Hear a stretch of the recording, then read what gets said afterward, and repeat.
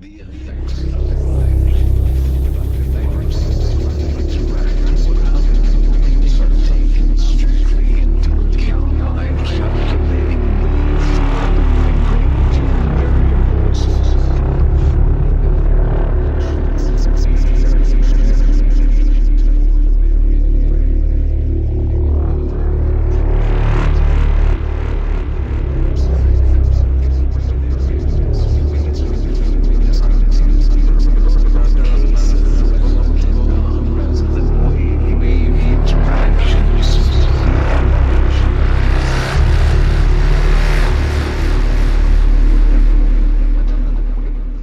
You are mine now, MUUUUUG.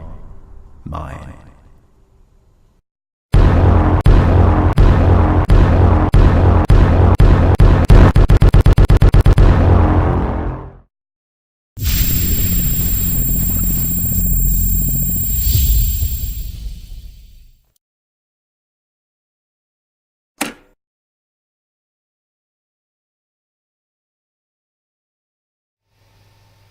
Good evening everyone, how are you all doing? Welcome to the rebranded Monday night stream, now called Dangerous Mondays, because pretty much play Elite every time I'm on this thing. Obviously if I don't play Elite I won't call it Dangerous Mondays, although I might, because other games might be just as dangerous as Elite. I'm also using OBS Studio 16.6 for the first time, so if there's any problems with balance, sound, all that kind of stuff, just let me know and I'll try and sort it out for you, because obviously I haven't rebalanced anything in here. No doubt if Mr. Byford was here he'd be sorting me out no end, but we are actually in we're in Elite at the moment, so hopefully we should be okay. So yeah, let's just see how things are. We're live. Hello there again. Another new stream layout, slight change in colour, because I felt like green had been kind of hackneyed. And I've also started playing Fallout 4 recently, which also uses the kind of green scanlined kind of look to things, so I wanted to kind of go away from that slightly. So I've decided to go for red scanlines. Yes, this is the thing, it's also Tuesday. Well pointed out, Garzini.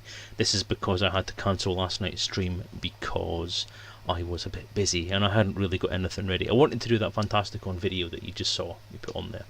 And I hadn't quite finished that last night, and we'd just come back from a weekend away where essentially my wife didn't see me very much, and so she was kind of hinting that it'd be nice to spend some time with me on the day we came back. So I decided to save the marriage, and yeah. So for a variety of reasons, there was a number of different things that were happening yesterday that made it a little more sensible to just kind of stay on. As it turns out, 15 minutes after I announced to you guys that I was going to be coming on late, that was going to be a day late, work decided to tell me they wanted me in at 4 o'clock tomorrow morning. So normally I'd be going to bed in about an hour if I was starting at 4 o'clock in the morning, but no, we're here instead. So I'm going to fire up voice attack and get back into the game. Now, as you've probably seen on the title for this stream, I've just called it Fantasticon because basically, obviously, with the end of Fantasticon a couple of days ago, there's obviously stuff to talk about with that. I want to give you a bit of a review of how it was, tell you what we got up to, what was happening there, and do something a bit different. So what I'm going to do in game, I'm actually going to do something I've said I would never do, and I'm probably going to leave a little bit of instruction on it because I'm not entirely sure how it works. I'm actually going to do the HUTTON Wingman Run. 2. Oh, shut up. I'm going to do the HUTTON Run tonight. So, I already have some stuff programmed in, and I'm going to be asking you guys in the chat there essentially how things go, how you're actually meant to do this, because I know you need a bog load of fuel and a decent sized fuel tank. I have a Diamondback Scout, so I am trying to see if this will be big enough and have enough fuel in it to actually get me there. So your advice would be appreciated if you don't mind. Hello Elaine, how are you doing? Glad you could make it. So we'll see how things are going. I know it's a different night, where it's a Tuesday. I'm not expecting to get a bog load of viewers in tonight because I know I'm competing with both Mad Dog and Live Radio tonight. So we'll see how things go. I am not doing a hut and run on a Sidewinder. I've been told you can do it, but it's a bit difficult to manage. So no, I'm doing it in a DBS. Sorry. So I'm also nursing a bit of a headache. So not entirely sure whether I'm going to be okay for the entire night. I may have to stop at some point and go and get some paracetamol. And as I say, I'm using a different version of OBS tonight. I don't have everything set up for this stream as I normally would, so some of my screens are missing, but most of the stuff's on there, so I'm hoping it's going to be okay. Okay, first of all then, galaxy map. Stellar cartography.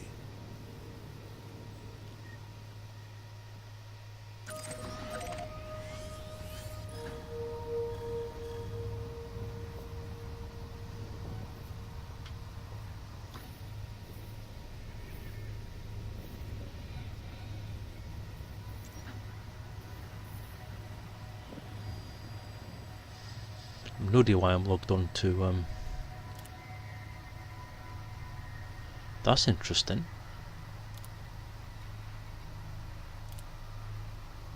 Also, I'm in live. I'm actually in open play tonight. Hutton Orbital. Wait a minute, is Hutton Orbital actually in Alpha Centauri?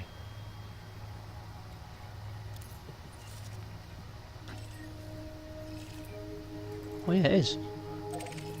Sorry, my mistake. That's me not actually knowing where Hutton Orbit actually is. Cyber can be done. You dock at Alden first and refuel. Okay. Well, can I do it in a Scout? Is there any reason why I shouldn't do it in a Scout?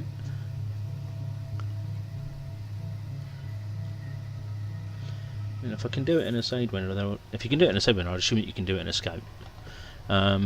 Right, question then. If I've got a cargo bay in this thing, will I need to carry any extra fuel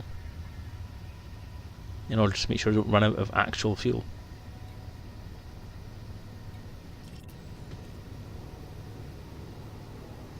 But what I'm going to do is I'm going to make my way over to where I need to go. So if I launch this bad boy, now I'm using my second pilot tonight, Commander Putin.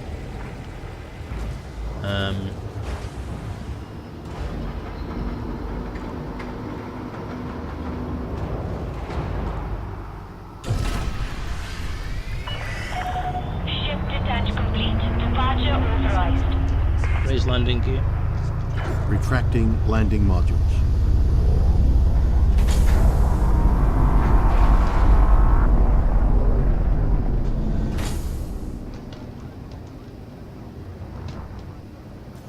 Okay, something's not right with the joystick. This is a flight regulations warning. Vacate this area at once, Commander.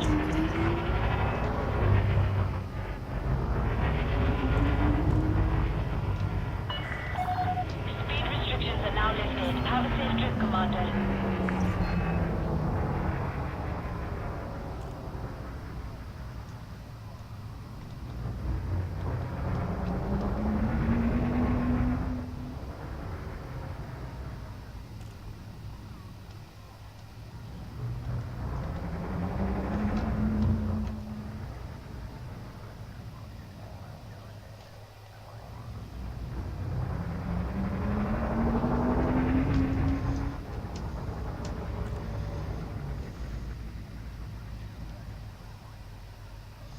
Okay, that was a bit weird.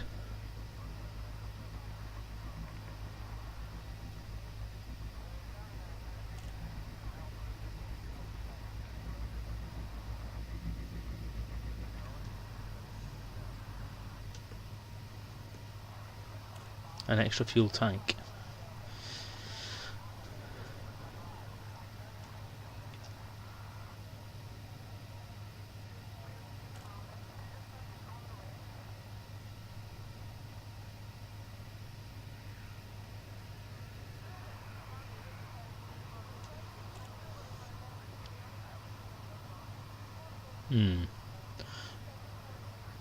Open galaxy map. Stellar cartography.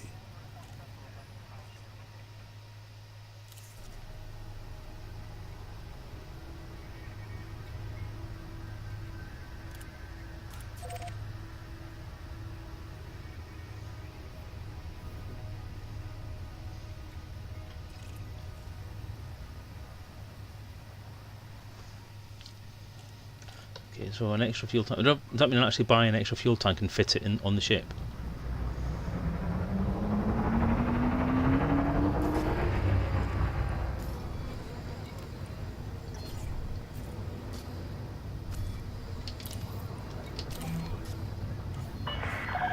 Access granted. Cleared for landing. Let's have a quick look at doing that then. 3-1. Deploy landing gear. The gears down and locked.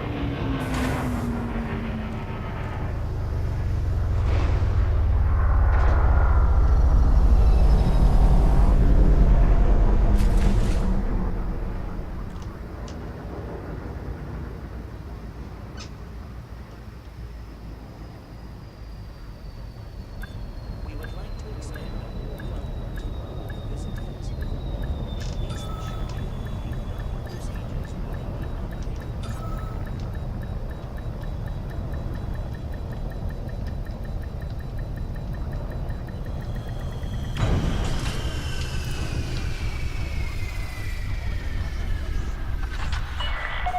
Touchdown confirmed. Clear to disembark. Enjoy your visit, Commander. Okay, outfitting.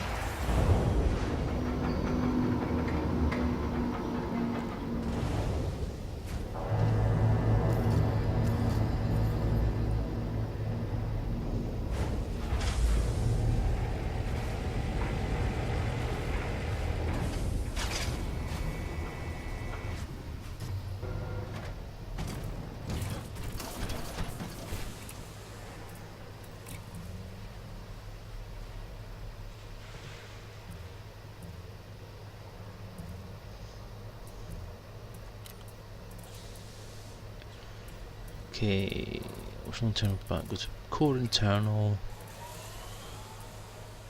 I have a 4C fuel tank. So I've got a 16 cap fuel tank. Sensors power 2D, that should be okay. So optional internal, no way I can actually fit.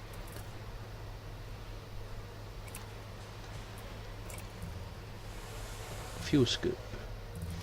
SD collection, cargo, AFMS. Don't need that.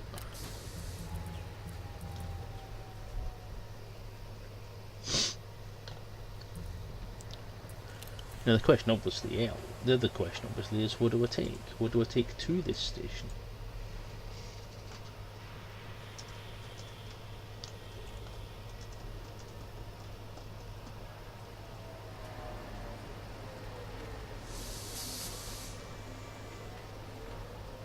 I know I quite often take scrap there to make mugs with.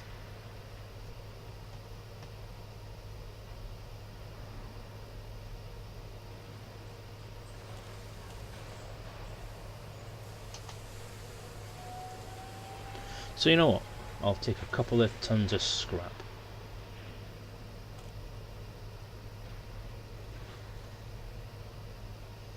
Where is everybody? Is anybody actually in chat? You're all very quiet.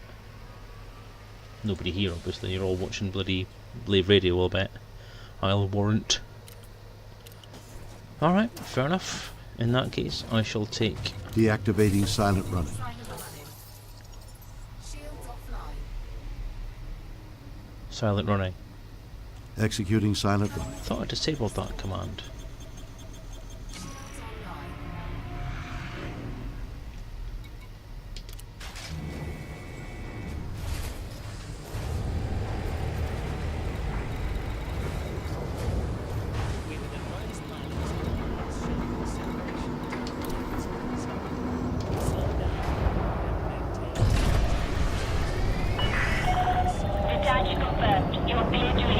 Raise landing gear. Landing gear up.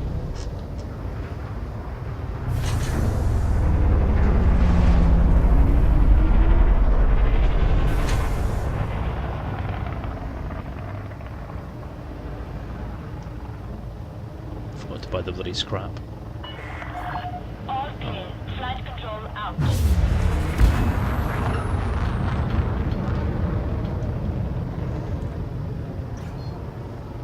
Get clear and jump. Afterburner. Distancing now. Stand by.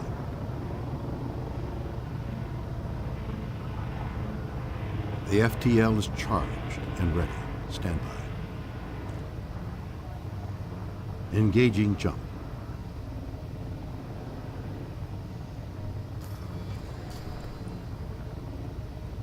Jump. Engage jump drive. Jump.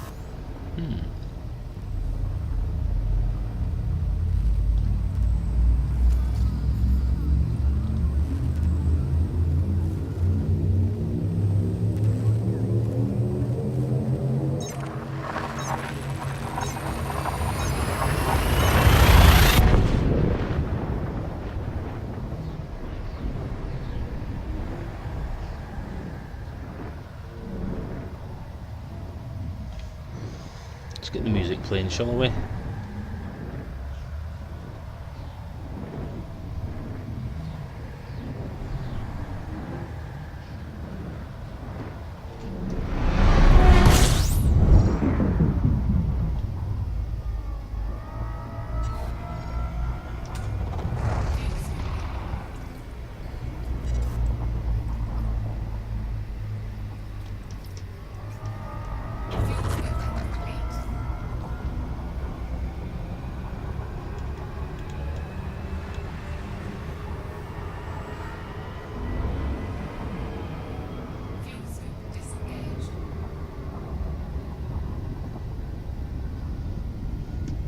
Jump. Engage jump drive. Preparing for jump. That's what 13 jumps to off Centauri. So we'll get that done, and then we'll start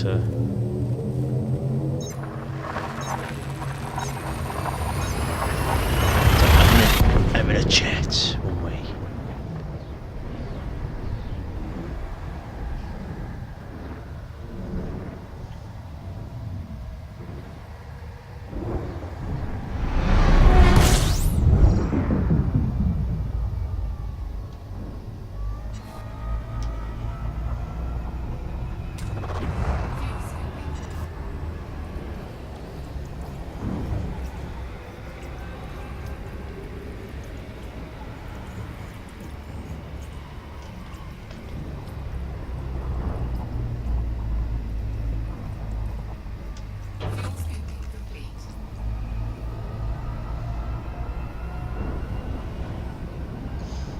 I am in open, believe it or not. I thought I'm going to do the official proper Hutton run. I'm going to do it in open. I'm going to do it unmodded. I'm going to do it with a basic ship. And I'm going to do it, I was going to do it with scrap, but I'm not sure if I'll be able to pick up some scrap now. I think it's the first time I've made an open play for a long, long time. Engage jump drive. Engaging jump.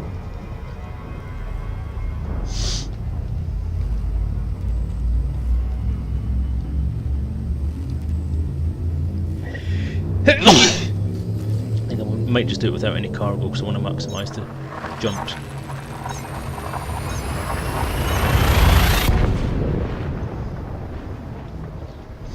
Doing this, I think, do I remember rightly that actually doing this run qualifies me for some kind of reward?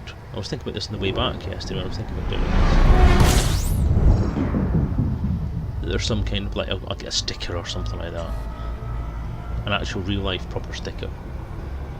Not an in-game sticker as such.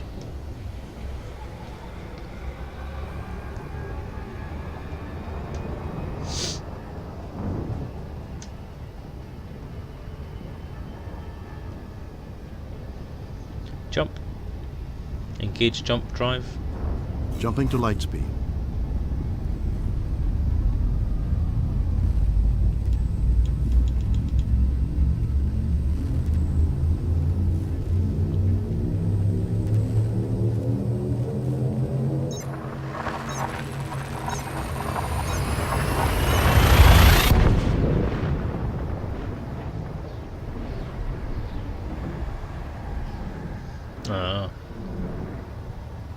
What's his real name?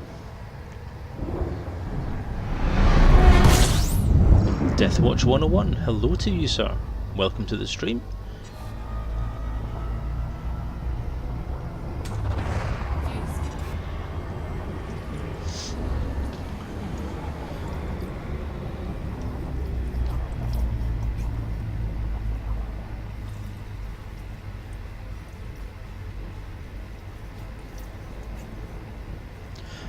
I didn't do the CG. I don't think I did. No, I've never actually done a CG with Hutton Orbital. That's why I'm doing it now, because I've never done the Hutton run before. So I'm doing it now.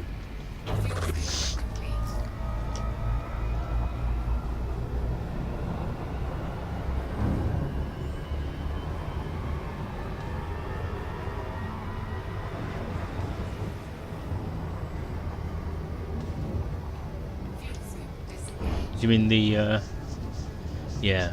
I don't know if you mean the bit I did in the intro or the bit, or his reading. His reading was amazing, but Drew has always been an amazing reader.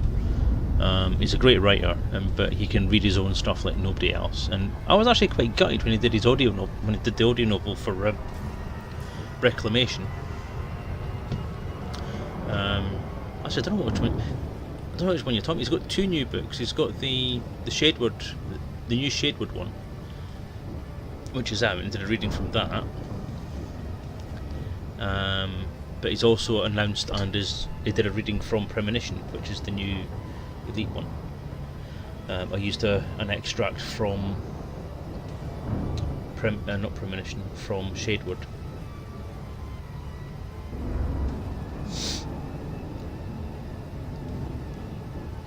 Engage jump drive. Engaging jump drive. In the thing. But the Elite one he didn't put it in this one. Yes, it's very good. It sounds very good. Yeah, yes. Oh no, Deathwatch. I watched them all.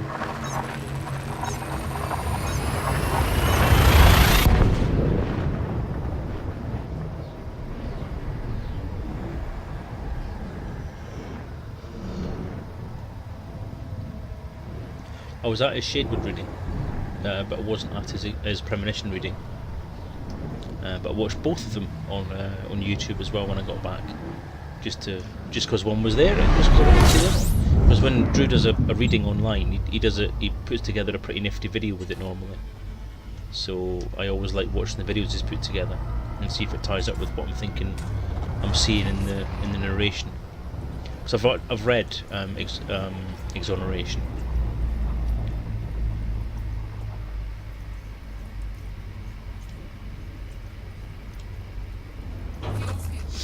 Very good it was too. What was that, to fix some of the exploitable mechanics in the BGS?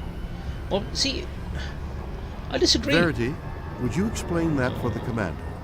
Acknowledged. Extraterrestrial, a term used to describe anything that does not originate on Earth, is often tied with a term that people use to suggest an alien, like fictional characters Engage such as jump drive. E.T. and the like. Engaging jump. Fascinating. The background simulation stuff, some of the little exploitable bits that you get in a game become part of the game, and I think they become part of the lore as well. For example, there was a bug in Frontier where you could plot a course to a planet that was 60,000 or 30,000 light years away. Essentially, it was a multiple of the highest integer value, and the bugs meant that you could actually do a jump through that distance, so you could do a 30,000 light year jump, and it became part of the lore to an extent. Not Frontier as such, but David Braben and Game Tank, people that published the actual game, were never that bothered about it, and it's not something they were going to fix in a patch because there was too much effort to do. But it stayed in game, and it became part of the game's universe at that time. So, well, what particular bug are you talking about?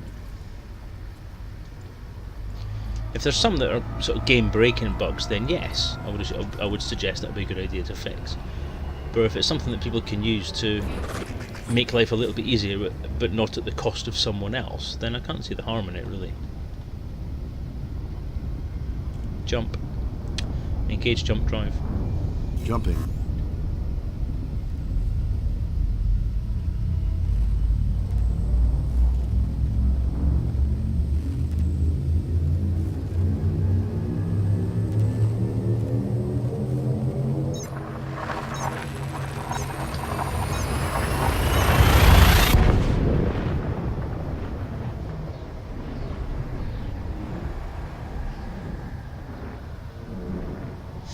you're in war, your influence will disappear.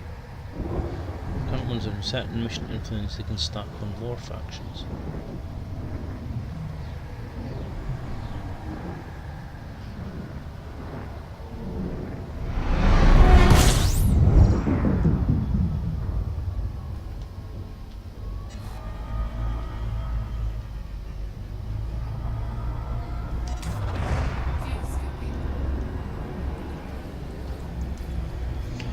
Flip out the game for a second. Into voice attack.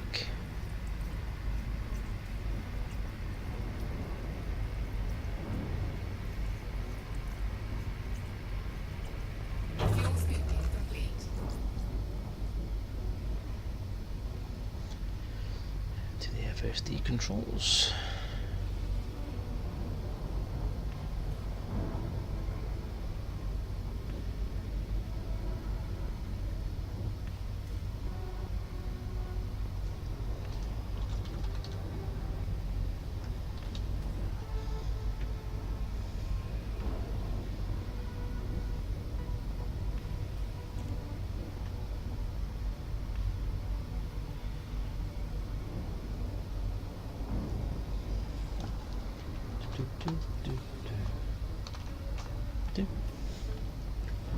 Okay, done. Right, back.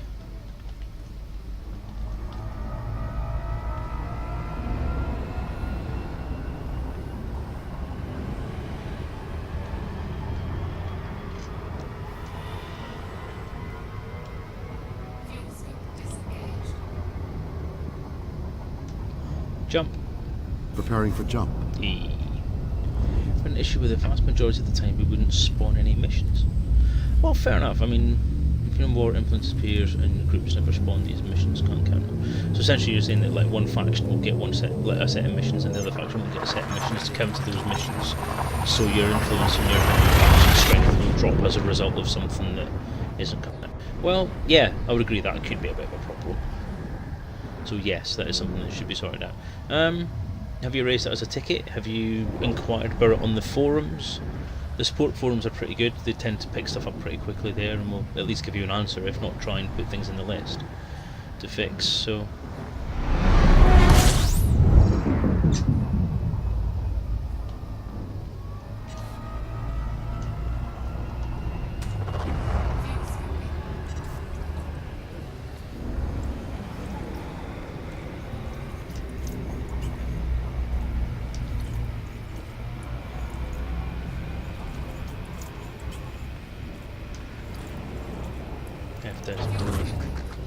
so they acknowledge the bug. Anything they can do to fix it?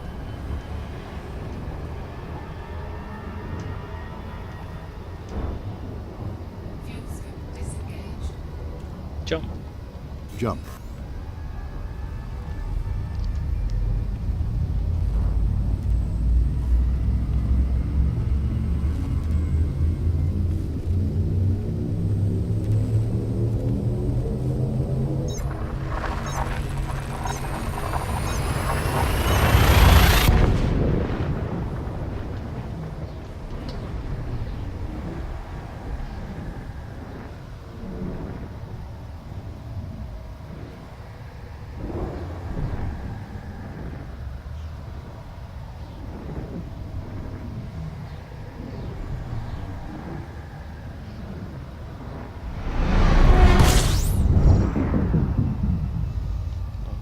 Feel around that, I'll tell you that much.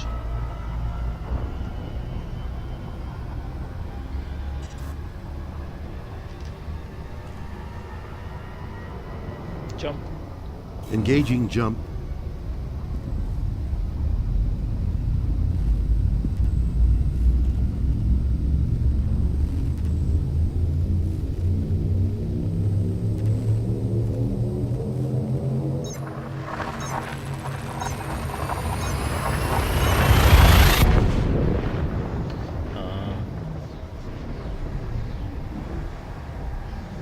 Difficult to find a way around that one then, isn't it? You can't get the info because no one's playing that kind of way and there's only very few people that are providing feedback. Then it is difficult for you to try and get a bead on what's causing the problem and why it's not balancing out. So yeah, I can see it's a problem on both sides, really.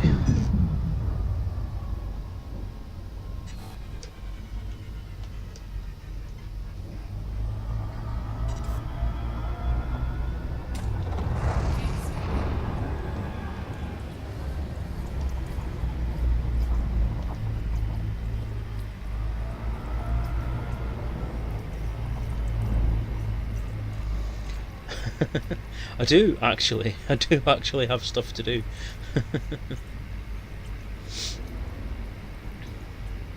Now, as I say, I mean, my intent this evening is, Garzini, is that I'm going to do the Hutton run, and while I'm doing the Hutton run, I'm going to talk about Fantasticon and what went on, and what I did, and what we did, and what we bought, and all that kind of stuff.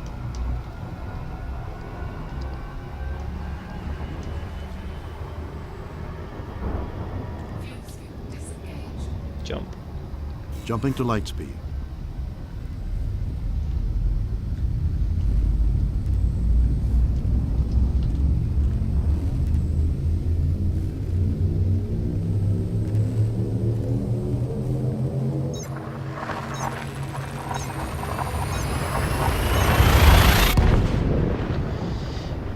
Factions get wiped out because of issues, then you can't get the data. Those guys I serve don't surrender ever. A bunch of the carriers come and say continues. See, that's the problem you've got, I suppose, isn't it? Is the way you play the game as an anarchy faction. Yeah, you're liable to get wiped out. So maybe you need to assign a couple of people to kind of maybe defect.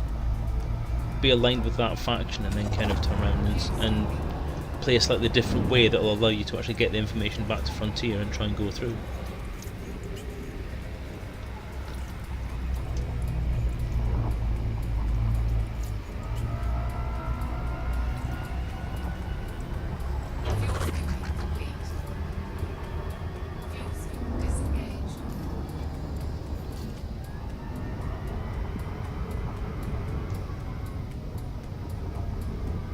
Oh no, guys, I did wonder why I didn't see you. Oh, I can't believe you got part way there and then just gave up. Sad. Oh, gutted for you, mate, sorry. Jump. Engaging jump.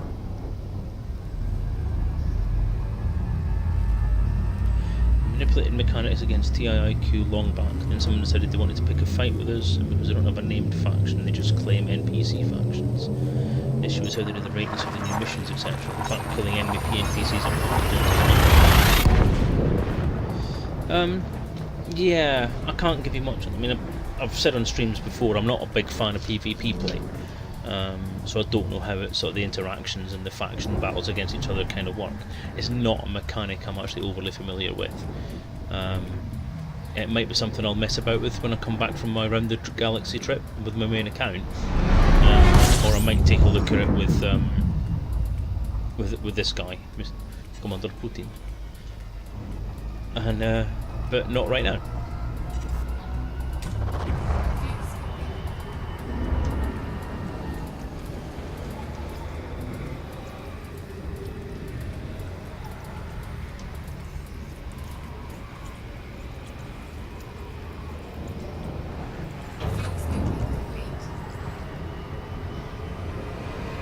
Is it just NPC killing faction then? From the way you're talking, it was PvP stuff. So you play as PvE, but it's anarchic, and it's just what you're saying against TIIQ. I take it you mean you manipulate sort of the in-game mechanic against TIIQ rather than actually fighting directly against TIIQ. Jump. Jumping.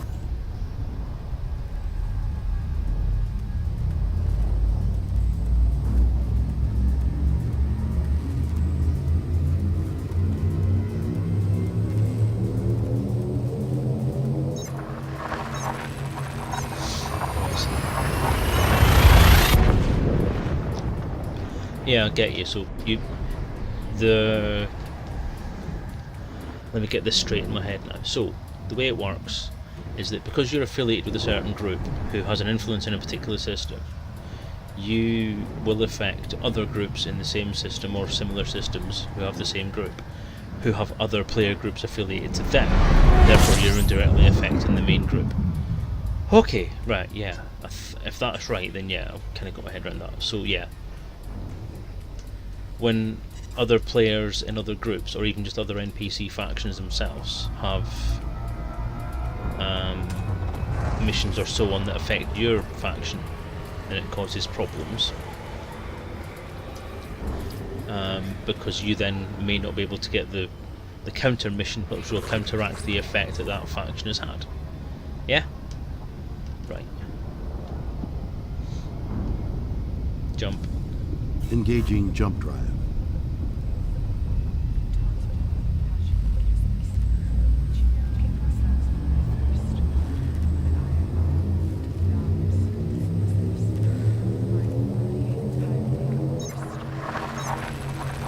The issue with the insults is people making it go up to their RP.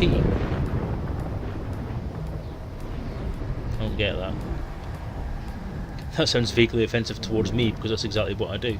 If I'm RPing something, if I'm role-playing in a game or a computer game, then I do tend to make up lore for my own character or faction that I'm part of, even if it's not even in-game. When 3 players currently 20 in a war is when I feel, what the hell is that? Yep.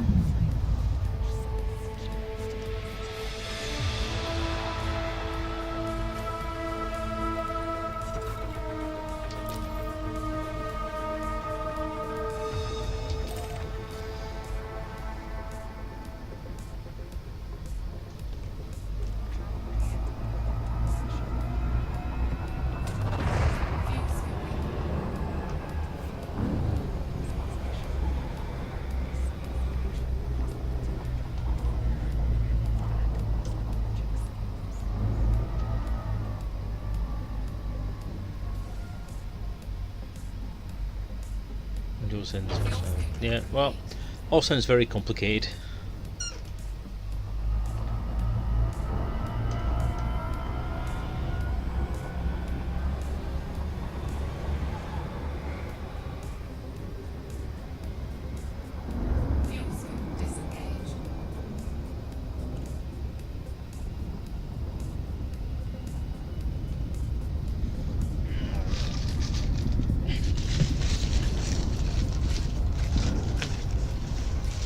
Things that I bought from Fantasticon. Fudge. From the Fudge Man. From Lara and Mars van der Merwe. I think that's how you pronounce it. Awesome people. Having a few problems with stuff at the moment, but it hasn't stopped them making fantastic, lovely fudge, which is very tasty and is going to really help my diabetes over the next evening or so. So excuse me a second while I nom.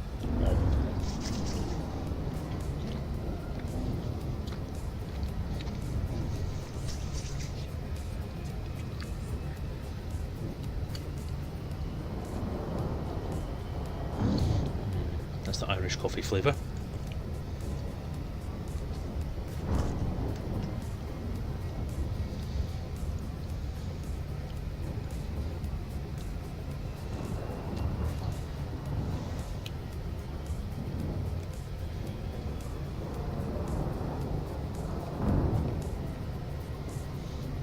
Certain things they claim quite literally don't make any basis. That sentence doesn't make any sense. Quite literally don't make any basis, and they're used to target another RP group, especially God mod them. I don't know what that means.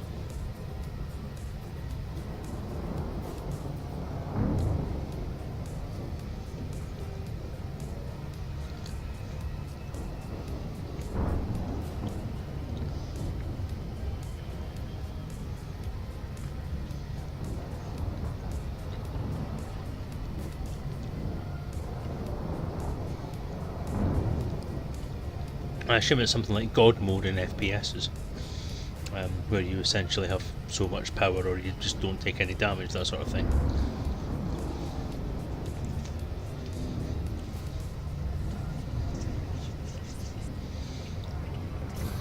I mean, how can things that people claim in a game actually affect how the actual game is played. I mean, surely if somebody's attached lore to their RP, then it's just bullshit at the end of the day. If it's bullshit, it's bullshit. It doesn't really have any effect unless people actually, unless the game actually responds to that mechanic in some way, which I can't really see it happening. Taking another player's character during roleplay is frowned upon, and with good reason. You can only control your character, no one else's.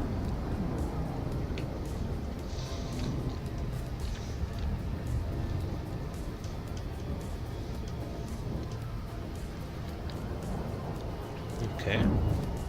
Zoom in, Max.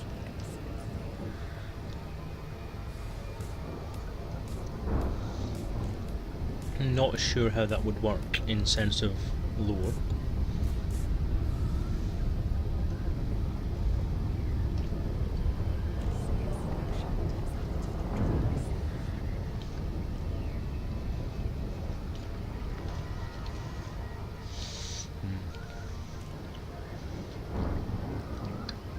I think maybe looking at it from a slightly different point of view. I'm looking at it in terms of gameplay mechanics for the game itself, because your original statement, why the hell is it sped up?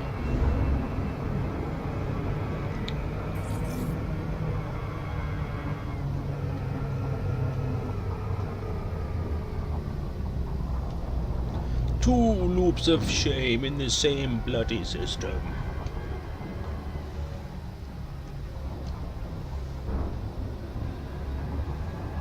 Drop.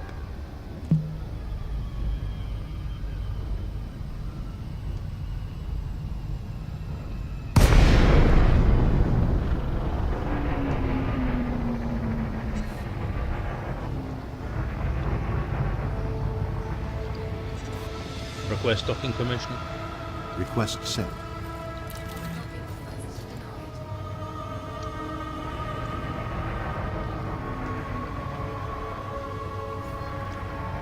I'll transfer power to shields, if you wish, of course. Request docking permission. Searching for landing platform. Docking request denied. Why? Shall I lower them? I'll transfer power to shields. Is that all right?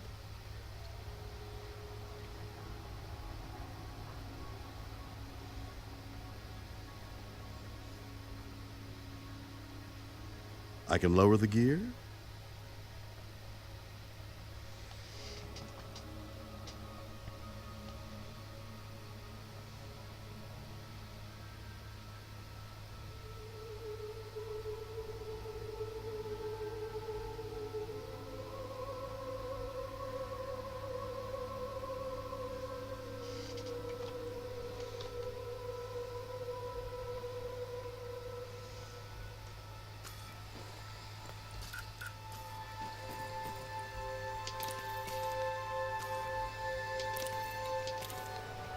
Docking request granted.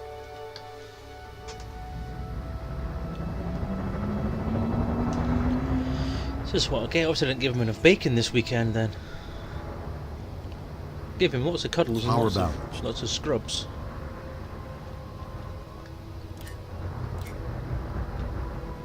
Deploy landing gear.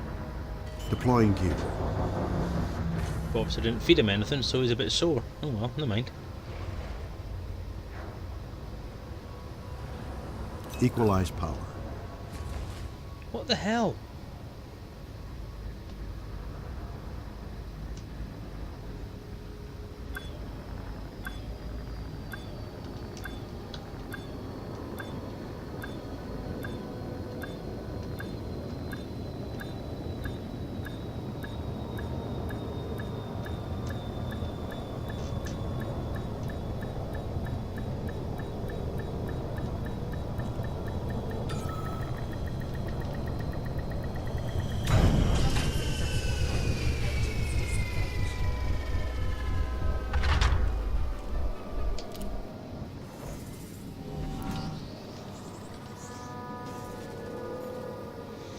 The way you can't close over, but yeah, fair enough. As I say, the initial comment that you made it sound as if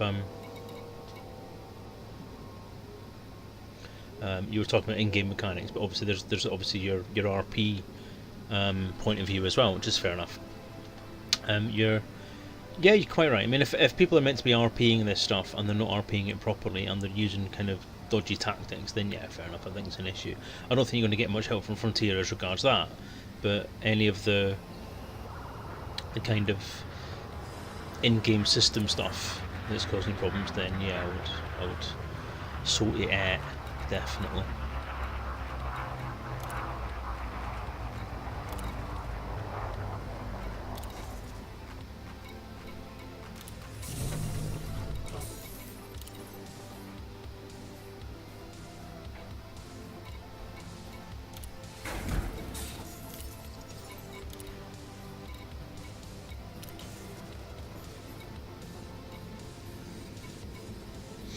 So there's no cargo here. That's a shame. And no fitting. Ah, see, gotcha.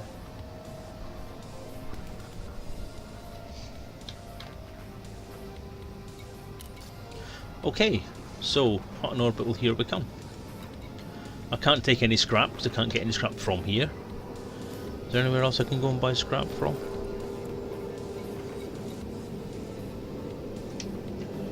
That's a ground base.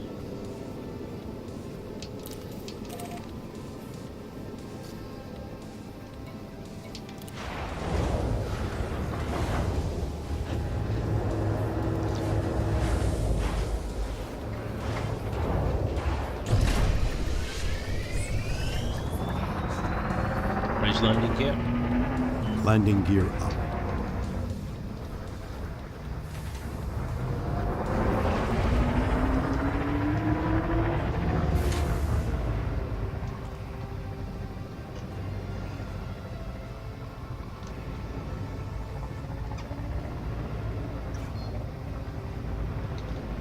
Engage Super Cruise.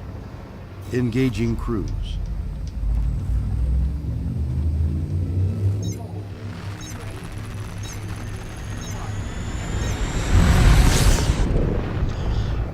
Are there any plans for the Tabletop Elite stuff to come back? Yes, there are plans. At the moment it's on a bit of a hold. The requirements list from Frontier being what it was has caused a bit of a problem with the continuation of the game. Some stuff needs to be changed that is just going to be a hell of a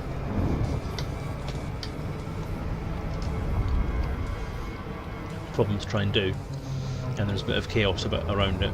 So for the moment I am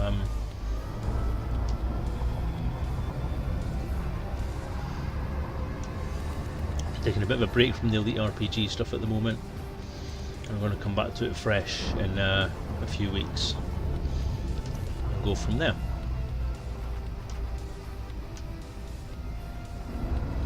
And once that carries on, then once we've got the actual work, once I've got the actual work out of the way and it's all ready to go back to Frontier for the second round of approvals, then I'll be doing a few more videos on it, because there's going to be a few significant changes to it.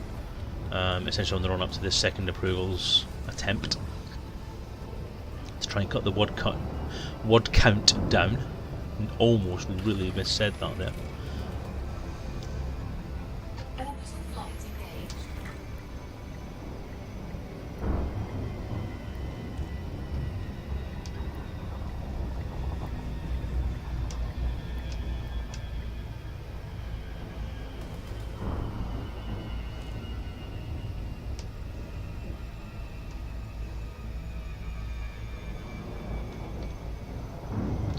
So, well, if there's no scrap in Alpha Centauri, then why the hell am I doing this?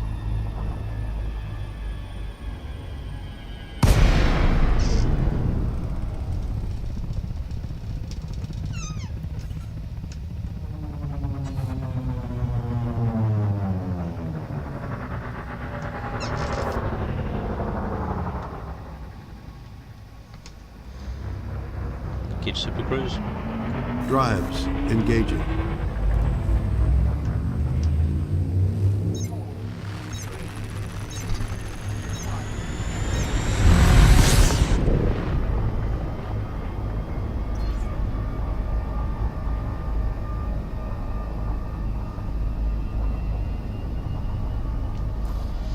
Okay then.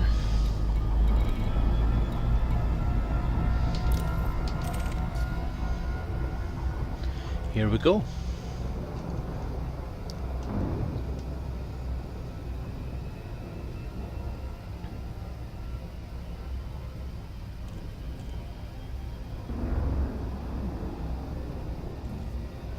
Hutton orbital, here we come.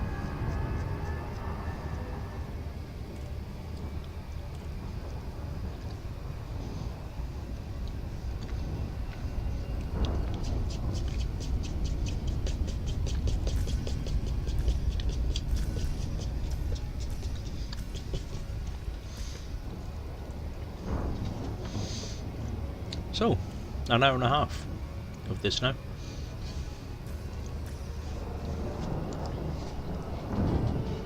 Sensors to long range.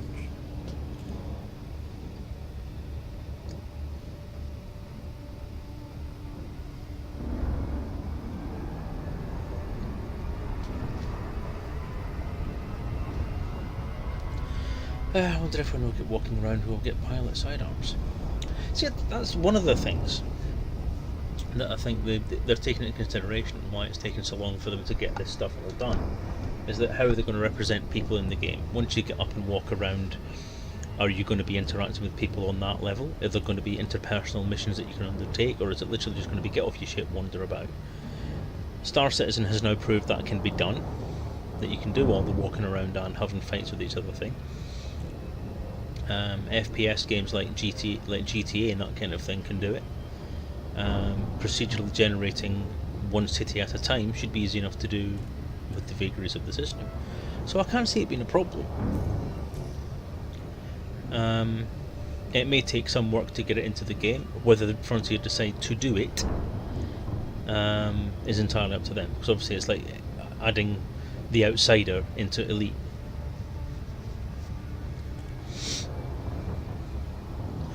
Agreed. I would think that it would be lovely to have that kind of cargo loading, cargo information, cargo logistical part of the game actually be expanded out a little bit. So rather than just saying I'll buy this stuff and then it's instantly loaded, it'd be nice to be able to say, right, it's going to take an hour or half an hour to load this stuff up, so go have fun.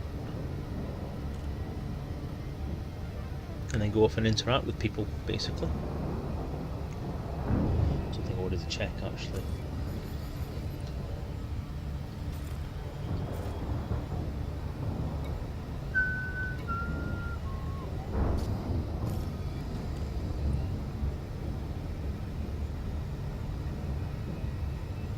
Here I've got fixed pulse lasers, that's not very good.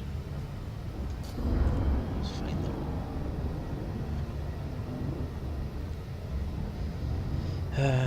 Anarchy environment, I think it would be rather tense on space station. Yep, that'd be great. Look like a challenge people won't try it on. Yeah. I think that could tie into your reputation and your faction standing within the people on that station. That would speak for itself. If you get to the point where you can buy clothes and buy clothing like you can with other games, then if you buy stuff that shows your affiliation with people or that you're a gang member or something, it could be fine. Give benefits for doing other stuff or raiding with stuff on foot. Yeah, all agree. Ammunition, ship repairs. It'd be good if you could actually do ship repairs yourself. Like actually get out the ship, go out and take a panel off and put a new panel on. Can you imagine the format where if you said that loading cargo is no longer instant?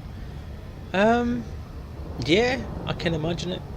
But I can also imagine the other half of the people who would say that's a great idea.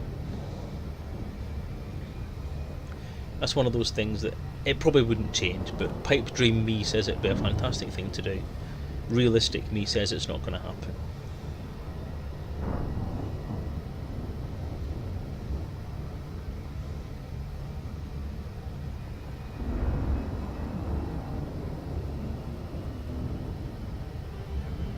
If I had a sidearm, I want a single shot sidearm that fired the whole round as a projectile. Nope, not entirely sure what that means. That sounds like you want a one-shot pistol that will fire an entire round, which is one shot as a projectile. So a kinetic weapon. Yeah, I get that bit. But single shot to fire the whole round. So what you mean is like a bolt gun. Rather than firing the bullet off the end of the entire shell, you want the entire shell to go, which would be more of a bolt gun than a pistol slug thrower. But you see, Deathwatch, that's it. Is it an option? Because you'd have people who would then be sitting for an hour waiting for their cargo to get loaded, and would have to wait that amount of time, and would therefore make less profit per hour, or less profit per game, than the people who have got that option switched off and can sit back and forward and do like 4 runs in an hour. So I don't think it would happen. I think it would unbalance the game that way.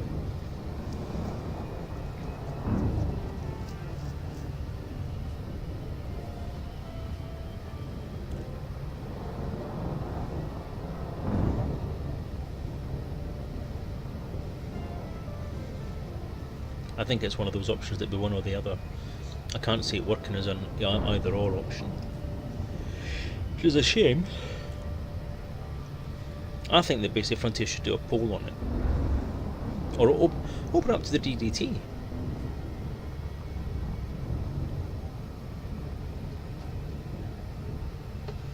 It's either that or make it a shorter option, so rather than being an hour, it's like 10 minutes or 5 minutes or something. Which is probably kind of realistic, because the automated systems would not take that long to unload your stuff. Your little auto forklift trucks would come in and rip everything out that you've got and then put everything in that you've got. And they probably wouldn't take long to do that. So say 5 minutes. 5 minutes per 100 tons of cargo.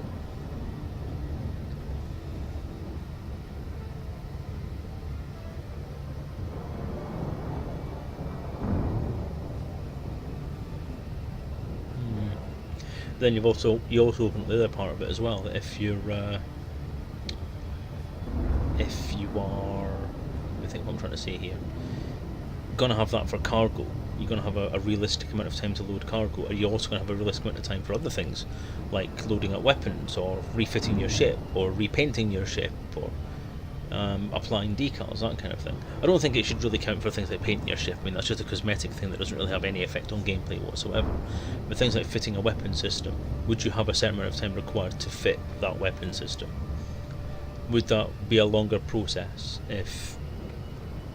I mean, the thing is, to be honest, on the screen it does show you pretty much the process that happens, with a little bit in the middle cut out. So it would be retract weapon, detach Retracting armaments. detach the weapon from the hard point, reattach the new one, and then allow it to be deployed. So I think that would work. I think that would work quite well. But it's how much other stuff do you add? Would it change the fundamental nature of the game? Is that something somebody would want to do? Would it be an option to be forced to go out and have some fun in first person because your ship is currently being refitted? Or would it break the actual fundamental policy of this game, which is you have a spaceship and you're out trading and stuff like that? You're turning into very much more of an actual simulator, a process simulator, rather than being the actual space sim that it's envisioned as. I like the idea. To be honest, I want anything that makes this game into a realistic, living, breathing universe.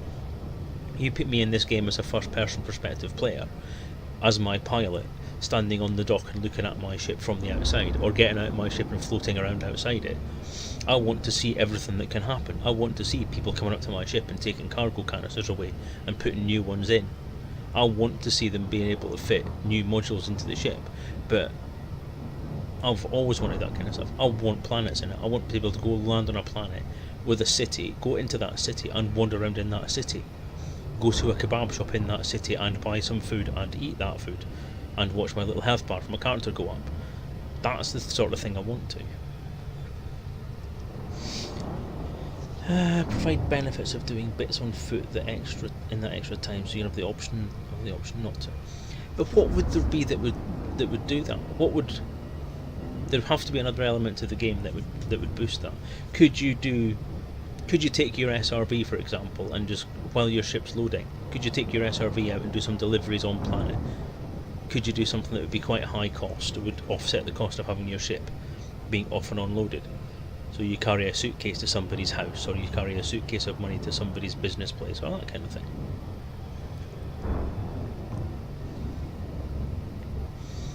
So, yeah.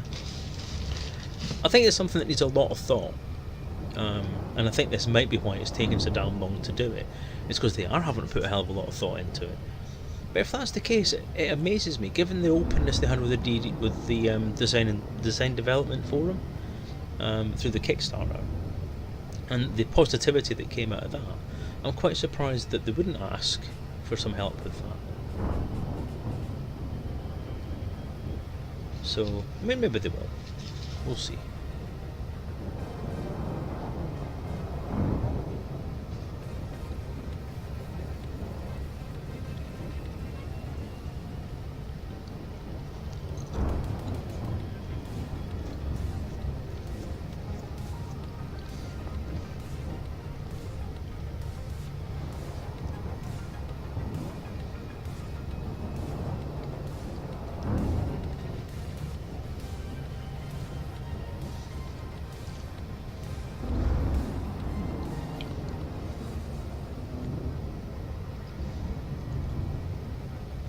Yeah, all great ideas, Deathwatch. Brilliant ideas, and yes, it is a shame. Nice idea, Alien, but see, that's actually. I mean, you might joke on that one. But that's a pretty good idea. That would offset it. So rather than having purely space-based missions, or purely planet-based missions, or purely do the crossover. That's a wonderful idea. You pick up something from a planet or a system or a thing from a person on the station. You have it in your cockpit along with your materials, whatever it is, wherever it is you keep those secret things. Maybe you can look around your cockpit and see it behind you or something. And then, yeah, once you've landed or once you've docked at a station or whatever, you take that stuff, and while you're having your main cargo unloaded, you can then go off on your own little mission and go and take that to someone's quarters or someone's apartment. Yeah, that would work. That would work. That would work very well. I like it.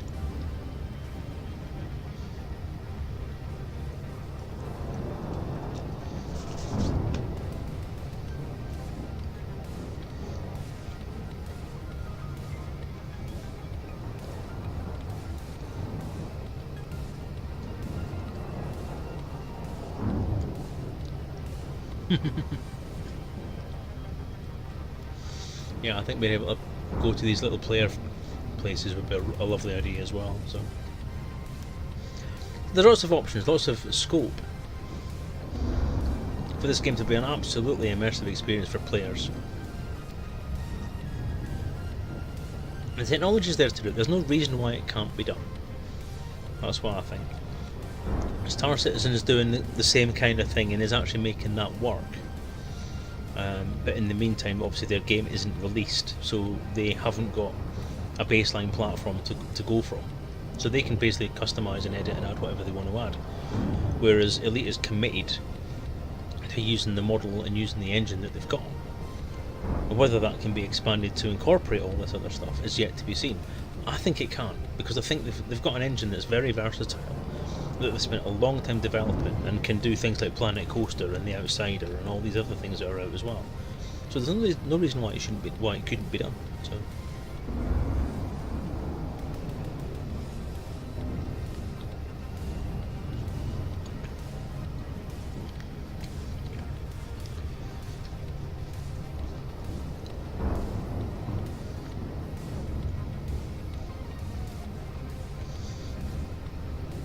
Hey Chiana's Geek, how you doing, mate? Welcome to the stream. Verity, would you explain that for the commander? Confirmed. Terrestrial, a term used to describe anything originating on the planet Earth. Wonderful.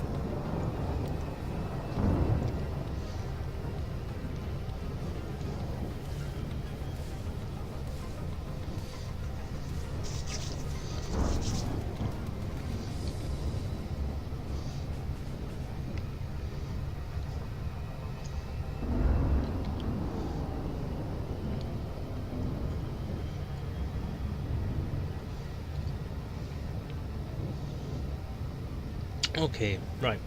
So I've got that bit of fudge stuck in my throat.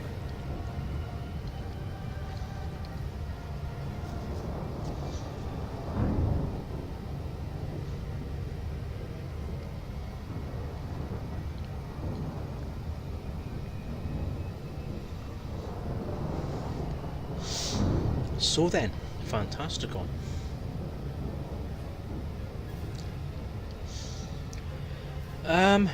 Was it good? Was it good or wasn't it? Oh my god. Thoroughly enjoyed myself this weekend. I'm in a negative place at the moment as far as my actual life is concerned at the moment. For the usual reasons, the RPG stuff hasn't gone particularly well. There are issues around that need to get resolved. A few negative things have gone on last few months.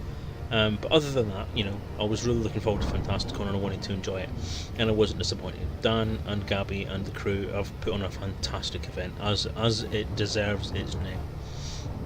Thoroughly enjoyed it. It was weird to be there and not doing anything, and I kind of missed that, and I'll come to that in a sec. But it did mean that I got to spend a lot of time with the wife and the kid, and sort of actually got to socialise with people, which was nice. So rather than being stuck behind a desk, I was able to sort of wander around and sit and watch the presentations and watch the events and go and do the different things with the different people, and it was all great fun. Really enjoyed it. All the usual culprits were there. I really enjoyed socialising with the people that were there, meeting some new people as well. And everyone, again, just proved that the Elite community is just one of the most fun communities to be around. And the good thing about Fantasticon is that it's not an Elite... See, that's not the right way of putting it. It's not the good thing. But the different thing about Fantasticon is it's not an Elite-centric convention. So although Elite is part of the core, it's not the entire core and it's not the entire convention. It's about Fantastic Books publishing, marketing and selling their books, and inviting authors and special guests along to do readings and advertising and just socialising with everybody. So we had the usual culprits. We had Kate Russell there, whose new book, The Bookkeeper's Guide to Practical Sorcery, was officially launched at Fantasticon, and I've bought myself a hardback signed copy of it as well. She also was doing a bit of readings from her old book, Mostly Harmless, and pointing out to people that she is hoping to get a license for a sequel. So that would be lovely if she can get it. She already has some ideas for it and has already put together a story plan for it. I don't know how far down that road she's gone, but if that's the case, then it'd be awesome to read the sequel to Mostly Harmless and see those characters come back again. So that was very positive. Drew Wagar, obviously everyone's favourite Drew, was there with his new book, Shadeward Exoneration, book 2 in the Shadeward cycle, which I have already read before Fantasticon because I got it as an ebook and thoroughly enjoyed. But then I always do enjoy Drew's books, whether it's because I'm just a big fanboy of Drew's, whether I love Drew as a person, or whether I just like that style of writing. I've always loved Drew's writing. So yeah, Exoneration was an excellent read.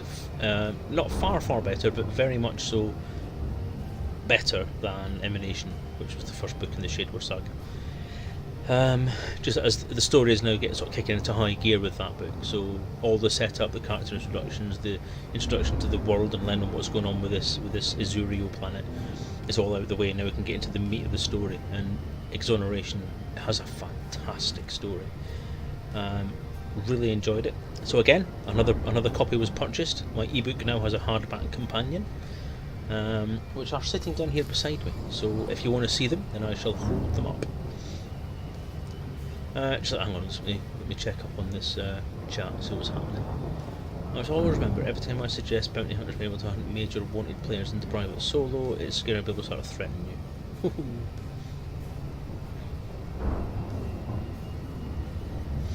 Yeah, well, forums, no, it's not even worth the risk. Don't even show your face nowadays. You will be hunted down and killed.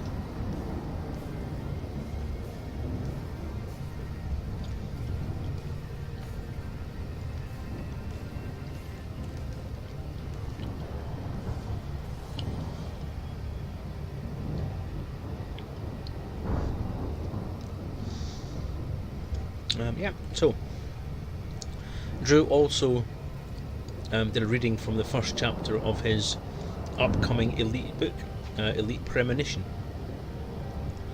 which is being written in-game. So basically the player events, the character events, the in-game and background simulation events are going to be part of this book big time. So you, as players of this game, will be helping to write it. So whatever happens in game around the events, the politics, the power play stuff, the characters, the engineers, the guardian stuff, all the stuff that's going to come up in the next few months in the game, will be featured in the in the book.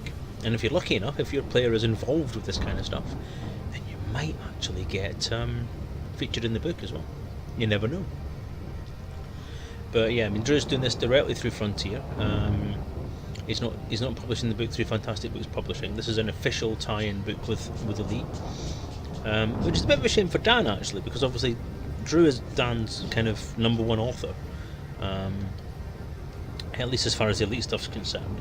And I know that Drew and he have had a very, very long publishing relationship, and I'm quite surprised that Frontier have kind of I don't know whether it's something they've stipulated or whether it's something else, but in my head it must be Frontier that have stipulated it, because I can't see Drew voluntarily saying Dan bugger off, and I can't see Dan saying Drew please take your profit making skills and go work for Frontier for a book. So it has to have been Frontier's sort of stipulation that it gets published straight through them. Understandable why, but again it's a shame. That's all I'm going to say. And if it puts TIOQ on there, will it be mention of them losing grip on the wrestler? He may mention players. I don't know if he's going to mention factions, or at least kind of non-core things, so probably not. Although TIQ are Imperial, so if he's bringing his main character Kahina back,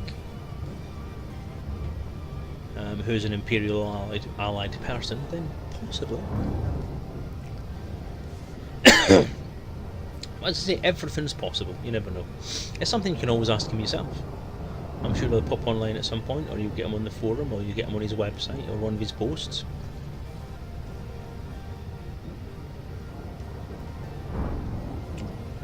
So yeah, there was that. Also at the convention were Simon Fisher Becker, who you may remember as Dorian Maldavar, the big blue guy from Doctor Who, and played I can't remember the character name, but in a series on the BBC called Puppy Love, he played a character in that as well, and various other things that he's done. He also does a one-man show, he does stage shows, he does other things, and again he has published his biography, his autobiography, through Fantastic Books Publishing as well. So again, he was there marketing his books and doing a one-man show on the Saturday. The sound for which, unfortunately, wasn't particularly great, because the acoustics kind of went a bit strange, and the microphone setup wasn't particularly suited to Simon's delivery style, possibly.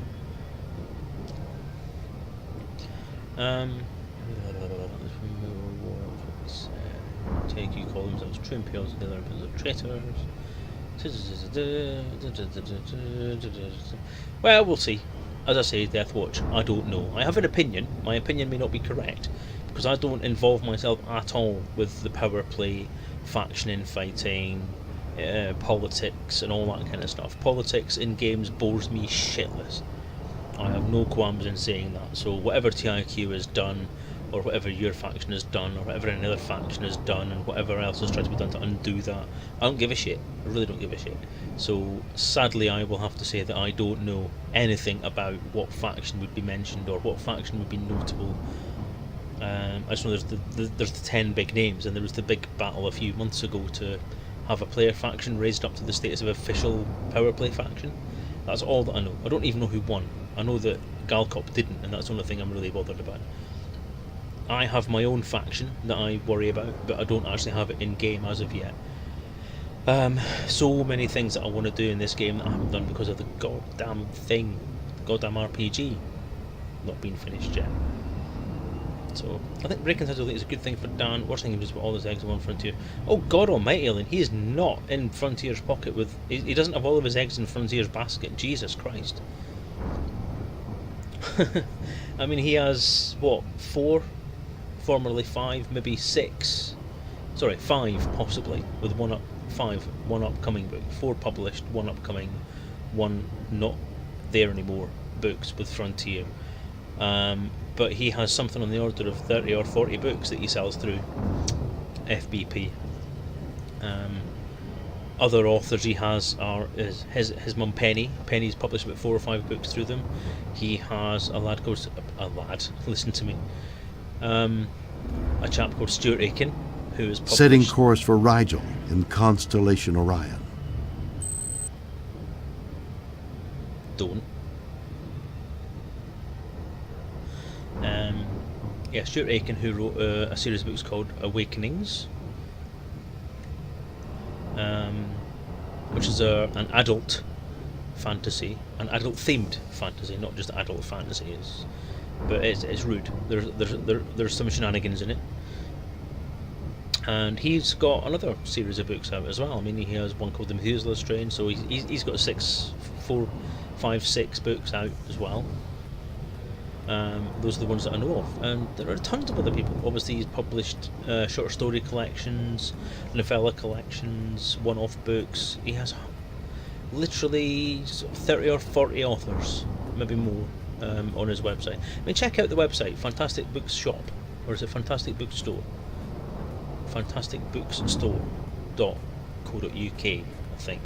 Just do a search online for Fantastic Books Publishing, and then have a look at the author list and have a look at the book list. There's a shed load of stuff on there.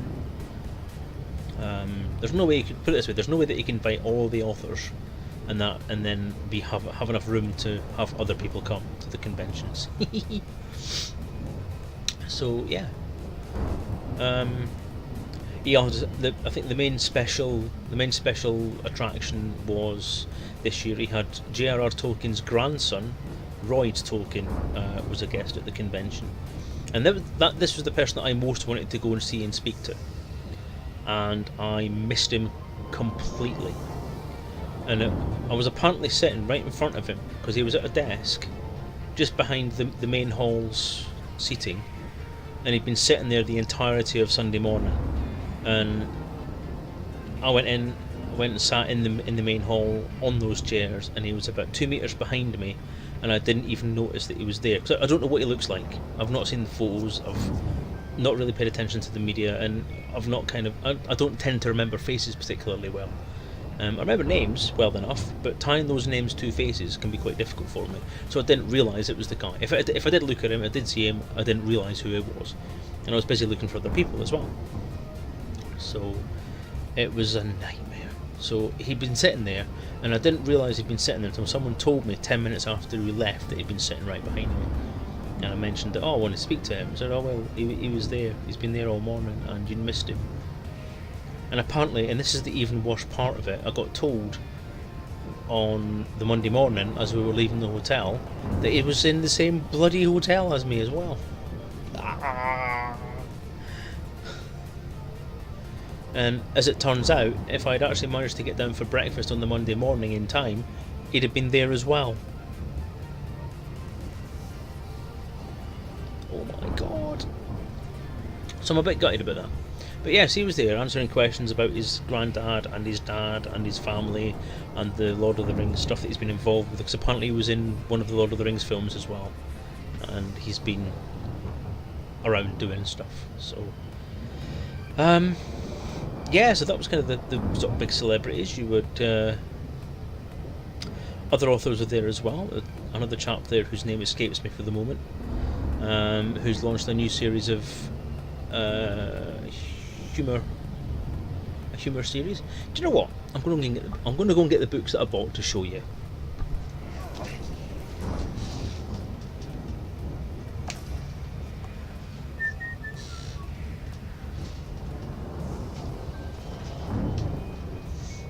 Right.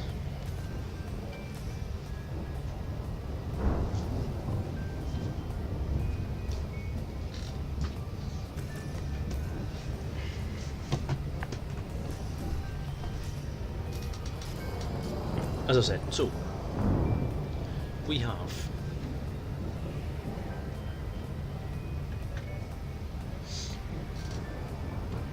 Kate Russell's book, Bookkeeper's Guide to Practical Sorcery.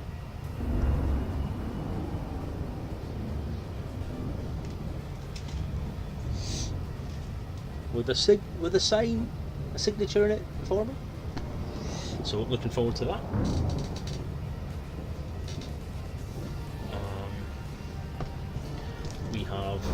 Drew's book, Shadowed Exoneration.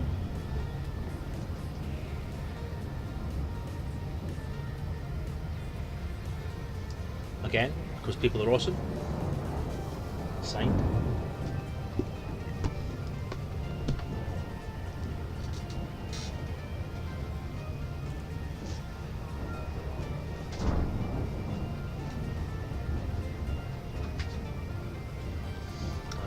Alistair Lavers? It's Lave with RS on the end, so that's pretty cool. Dave! No, Psycho Cow! Yay! So there's his book. Treasure Trove.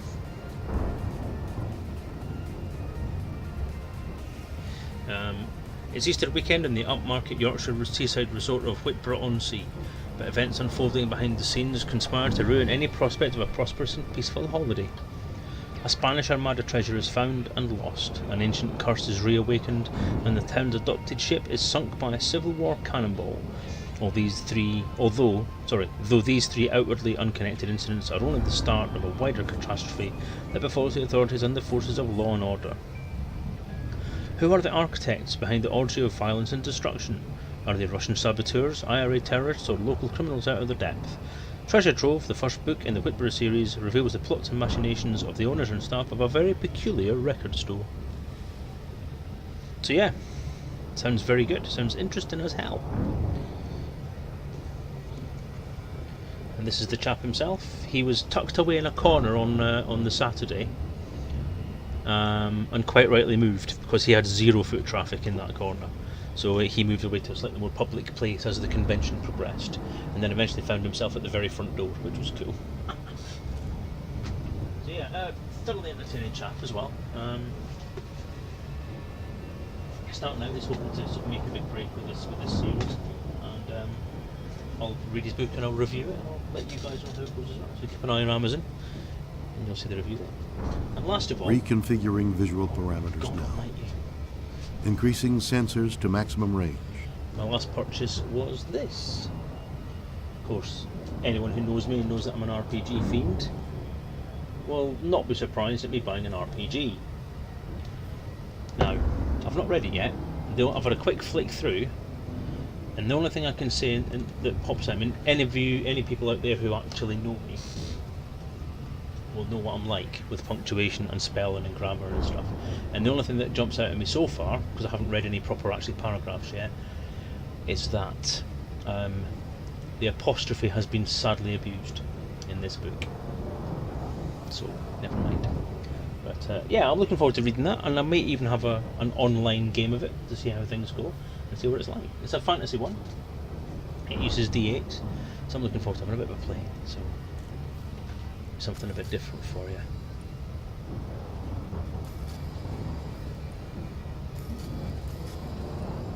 Oh, the bloody thing's gone shit again. Hang on a sec. To recalibrate my head tracker.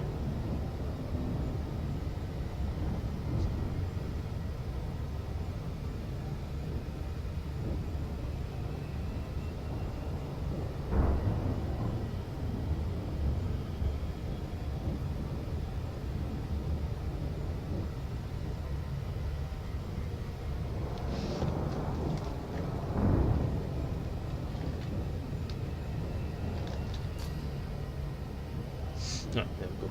Back again.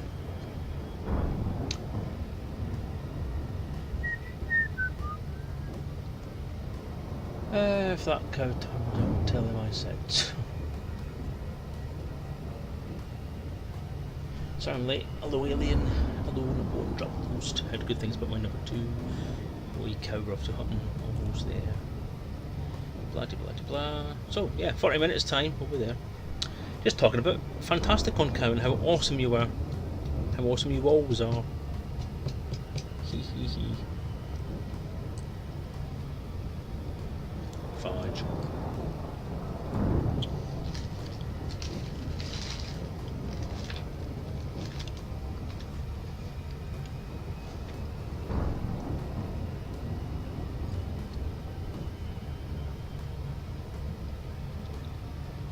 So yeah, so those are the people that I met.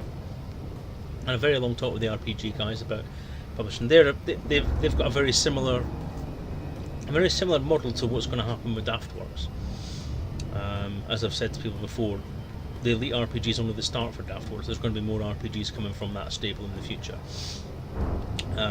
Obviously, there was the concept of doing RPGs and gaming and stuff has led to the development of a universe where those things are going to be set. And I have an ongoing universe that encompasses heroic fantasy, a kind of present day milieu with a lot of different things in it, alternative history stuff, and a science fiction environment to play in as well as a whole, you know, like the lore, so a whole lot of lore that goes back with it. And that has always been the environment where I'm going to do board games and RPG scenarios and card game ideas and fiction and source books and just anything I can really fit into that thing, as well as allowing, in theory, if people want to, allowing other people to play in that universe as well and write for it and create content for it. I was in the middle of putting all this stuff online to do it as an online shared universe that people can write in when the Elite thing kicked off. So that kind of got put on the back burner for a while, and now it's been on the back burner for about 3 years, so I'm quite sad about that. I'm using some of the time that I'm taking off from looking at the Elite stuff to try and get some of that stuff in order again and put it together. So, as I say, I have similar plans in my head for that environment as to what these guys have got for the Crazy 8s system. You've got your core rules, and then you've got the fantasy environment that goes around those core rules, and then there's the potential to go on and expand those core rules into doing other environments as well. So that's the theory. So that's what they're planning to do, and that sounds really cool. And the system itself looks okay. Again, I've not had much of a chance to read through it. Once I get some time to myself, I will have a go through that stuff and hopefully review it and hopefully be able to have a go online with it and see how it plays. So looking forward to that. So that's Crazy 8's Crazy 8 2nd edition Rules Light core system. You can buy it on Drive-Thru RPG, and you can buy it. I think they said it was on Amazon. I'm not sure actually. I might be thinking about Mr. Lever there. Levers, sorry. But we'll see. Anyway. So yeah, that was the purchasing I did. I've jumped ahead now to Sunday. But I did say I was going to come back to something, didn't I? But I didn't, or I haven't yet, and I've forgotten what it was that I was going to come back to. So yeah, Mrs. Selezen was with me all weekend, but she didn't really attend the Sunday thing. We had some music on the Saturday from Gemma Johnson, who I actually met for the first time, and she's as awesome in person as she is on YouTube and stuff. And yeah, I was like a big fan girl, I really was. Hey Caramba, welcome. Hi Caramba. Hi Caramba. Is that why you use the name Caramba? So people can say hi Caramba? That'd be quite funny, eh? Deploying heat sink. I hope you did. But yeah, so Gemma Johnson performed live. There was another few people that performed live as well. A Oriental Asian lady whose name escapes me at the moment, who was doing some kind of folky music. I can't remember her name, I can't remember the genre of music. All I know was not my kind of thing. I'm going to be generous and say that it's just not my kind of thing. I didn't enjoy it. Other people enjoyed it. She got a few claps, so that was fine. But Gemma Johnson's my kind of music. I love female lyricists, female singers, and she was very good. Very good, very talented on the guitar. I featured on stream a couple of times, and I do have her music on stream. But I actually noticed yesterday that it seems to have lost the music from my stream playlist. So I will put that back on at some point, hopefully in time for the next stream. I'm not going to stop and do it now because I'd have to try and find where it's gone, and I actually don't know where it's gone. Know where it's meant to be, but I don't know where it's gone. I did a bit of a shuffle around of files a good few months back, so I know that it hasn't been playing them. And I had noticed that I hadn't heard them on stream. I just thought I'd missed them, or the random playlist hadn't picked them up. So I'll sort that out. But yeah, she was there and she got a hell of a standing ovation. I mean, she got the major round of applause and an encore as well. So she was very popular. I was lucky enough to catch her when we got back, because I'd taken Anne back to the hotel and we'd had lunch, and she was too tired to manage the rest of the evening's events. But she said we could go and do things, so we did. Yeah, and then we had the late session where we sat and played.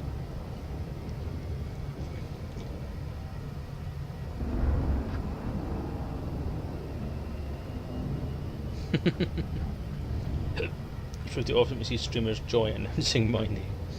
Came from versions internet. Simpsons for the first time night before. Ay caramba. Yeah. Yeah, very good. Cool. So, yeah, as I say, the Saturday evening was me and Derry got back just in time for Gemma Johnson playing, and quite glad that we did that. Other people that were there on that day as well. Obviously, we had the Fudge Man. We had some Star Wars fan people. We had the Empire were there in costume, proper cosplayers with proper Darth Vader with proper voice. Very, very good they were as well. They stayed in character through most of it, and even the Stormtroopers and the Scout Bikers and the Imperial Guards were in character and had proper radio mics to make it sound very authentic.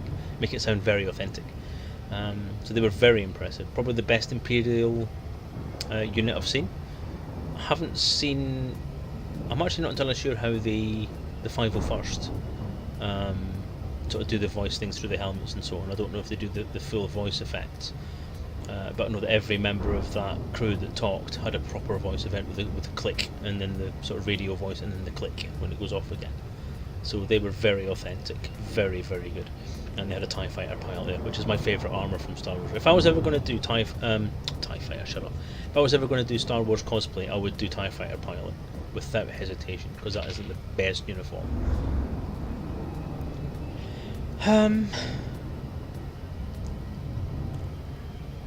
We also obviously had special effect there. Now this is one of the weird things. One of the things that was meant to happen over this weekend was the launch of the Echoes from the Hold voice pack. Which is in benefit of special effect. I didn't see or hear anything at the convention about it, and I don't know whether it's just something that I missed. I just happened not to be there at the time when it happened, and no one talked about it afterwards.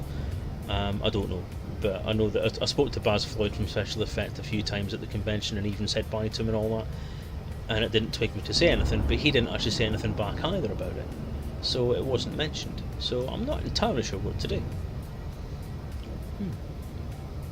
I've not mentioned it to anyone yet, and I've not spoken to Paul from HCS, who I speak to quite frequently as well, and mentioned it. I did see him once at the convention and said hello.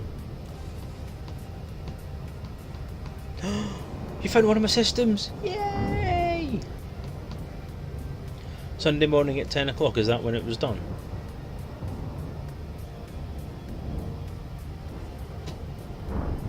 Because we were late in on the Sunday morning, weren't we? Oh, so it has, Garzini. Well noted. We're in the last half hour, in theory. Awesome, caramba. It's good to know that I've got my name out there somewhere. Yay!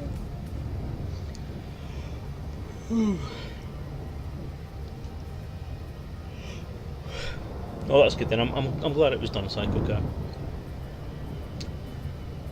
I was kind of fearing that because of some of the issues that had gone on, it may have been sort of skipped over, or something had gone wrong, or anything like that. But although I have to say I'm quite annoyed that I've not managed to scoop myself a copy by donating 10 quid. I did donate 12 quid, but I don't want that to be the donation that was buying the voice pack. I want that to be a donation in its own right, and then I can buy the voice pack individually. So I'll probably buy. I get paid tomorrow. Woo! So I'll probably buy it tomorrow. Yay! I'm saying there was that. So that was Sunday morning, obviously. Then. But the day before, obviously, we had the other traders. We had a Lego place was selling loads of stuff. There was a hologram I want to say manufacturer, but that's not the right word. It's a hologram distributor where they do holographic boxes. So you have a box that has something in it, and around all that stuff you can have all these holograms going off, and it looks amazing. It's the future is here, people. That alone has told me the future is here. Flying cars on the way, apparently, but we have holograms. So we have the ability now to do holographic communications. So we're years. Oh yay, we've gone down from light years. 3 million light seconds to go. Cecil? Who's Cecil? Who's this Pearson person everybody keeps telling me about? Dear me.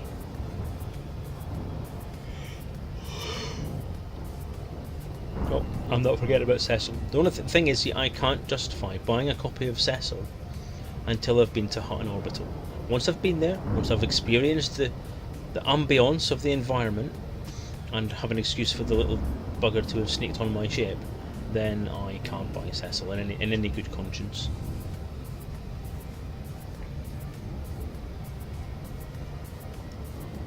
I'm also thinking that those patches they were selling at the convention were awesome. So now that I'm on my way to Hutton and hopefully we'll get there, I can actually justify saying, can I have a patch now? I can buy a patch as well. Yay!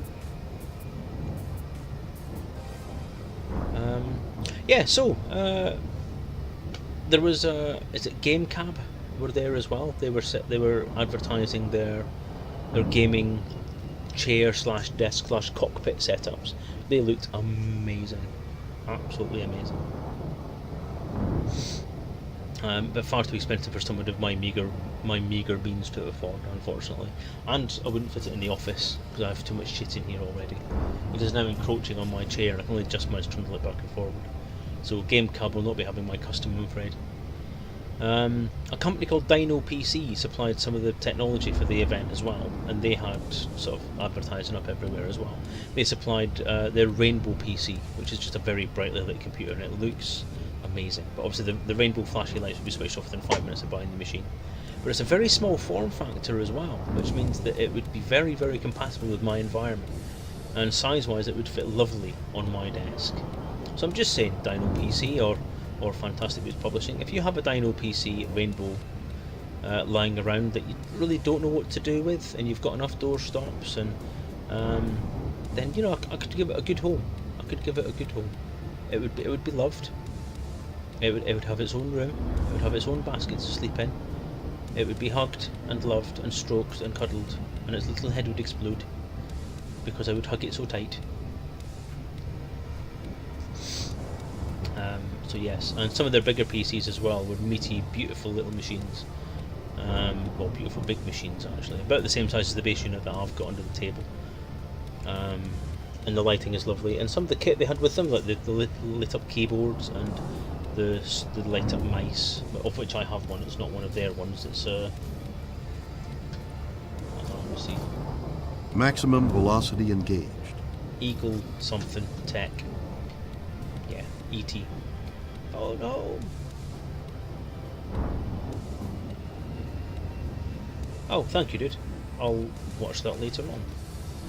Let me just click on that.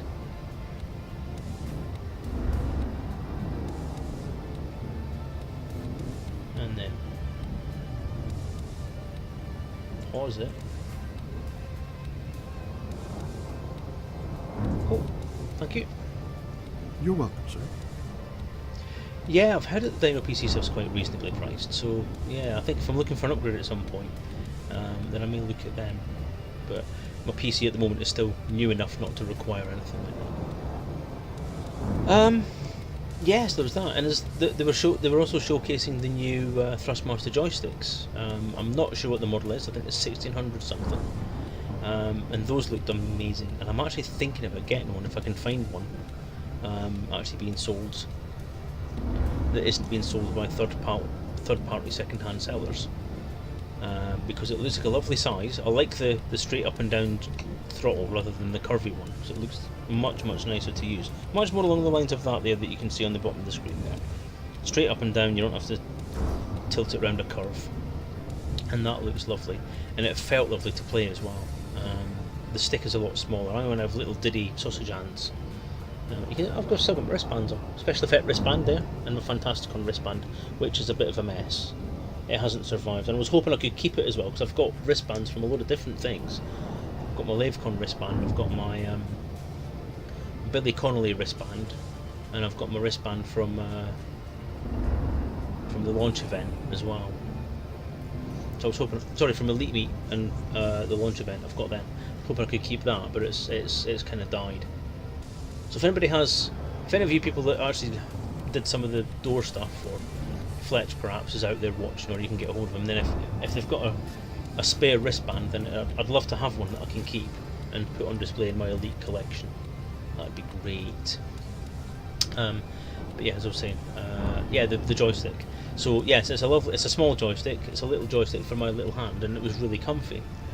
This stick here, although it's a lovely stick and it's a lovely joystick, is, if I'm being honest, a little too big for my little kiddie hands. So I'm looking at buying one. So yeah, if you know what the model of it was, it'd be awesome to be able to grab one at some point. I'm sure, as I said, it's the 1600M or something like that. But I've not been able to see them online anywhere, and apparently they were released on Friday. I've not seen it on Amazon Prime or anywhere like that. I did see one on Amazon that was second hand, which is interesting given that it was released on Friday, which I thought was a bit dodgy, so hence not interested in buying that one. But yes, I would love to have one of those, and it would also be good for the flight school stream, because Anne is thinking about coming back and doing it, or is intending to come back and do the flight school. It's just that she's in a lot of pain at the moment, and to be honest, interesting. To be honest, it's actually her hands that are the big problem at the minute, because she has carpal tunnel syndrome, and she's had this hand operated on to try and get rid of that problem, and it's only just starting to heal, and she's having some numbness issues with it, but it's starting to work out a lot better. But this hand now has started showing all the symptoms again, and it's really bothering her, because she can't actually clench a fist. She was trying to make little charms for Fantasticon to sell, because she sold some charms at Fantasticon last year, and they were very popular, and she wanted to do it again. But she couldn't. She managed to do 10 before she had to stop, because every time she does this, when she's trying to hold stuff there, she's getting electric shocks through here, and it's really painful. It's like having licking a battery and sticking it on the back of your hand every time she moved her fingers. So she's struggling with it.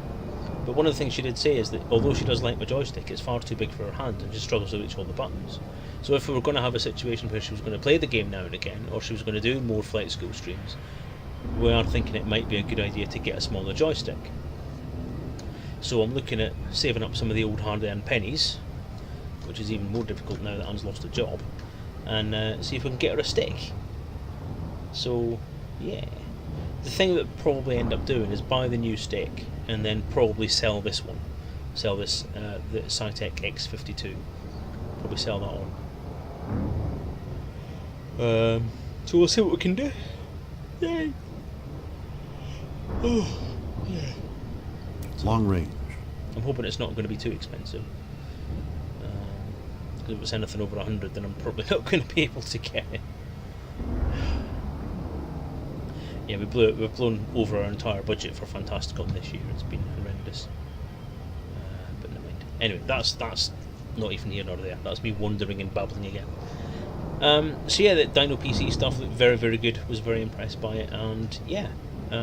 If you want a PC and you want a decent looking PC, as I say, apparently people have said they're quite cheap. Alien said they're reasonably priced, so head on over there and involve. When I stick this on YouTube, I'll probably try and put some links on, if I remember which ones to put on for things, but if not, tap me up and I'll put a link on for you if I've forgotten to do it, and leave a comment or send me a text or send me an email or send me a message through one of the various different things you have, and I'll do that for you. Sensors to short range. Oh god, why is it picking up random words? I've only just retrained this damn thing. Oh, 2 million light seconds. So who else was there? So we had Special Effect, we have Dino PC, and we have Game Cap, and we have Fantastic Books selling books all over the place. We have the individual different authors from different publishing houses there as well. We had the Lego place, the name of which I can't remember. We had Comic Con Cruises, who were selling Comic Con themed cruises on a ferry, I believe. going between Hull and Rotterdam, I believe. Which was interesting. If you look at that intro video that I did, I mean, if you scan back or watch the VOD or watch the YouTube video right back to the start, you'll see me pan past the table where that stuff was. We did pick up a leaflet, I think, and I can't remember what it was called. Again, have a look at what the thing says on the video and you'll be able to do a search for it. But I'm sure it was called Comic-Con Cruises.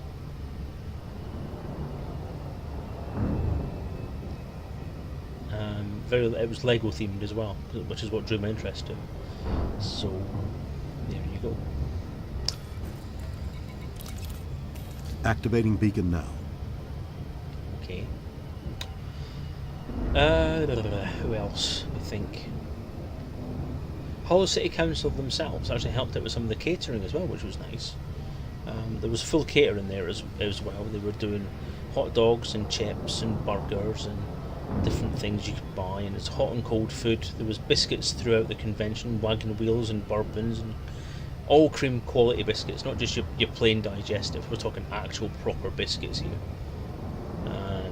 Tea and coffee provided through the whole thing. I think tea and coffee cost, but the soft drinks and biscuits were completely free, which is part of what Dan does. He does the free biscuits all the way through.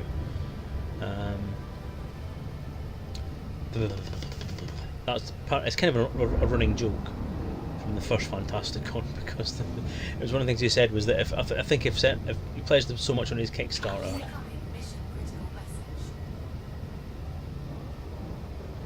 Mission critical message. Open comms. Comms open.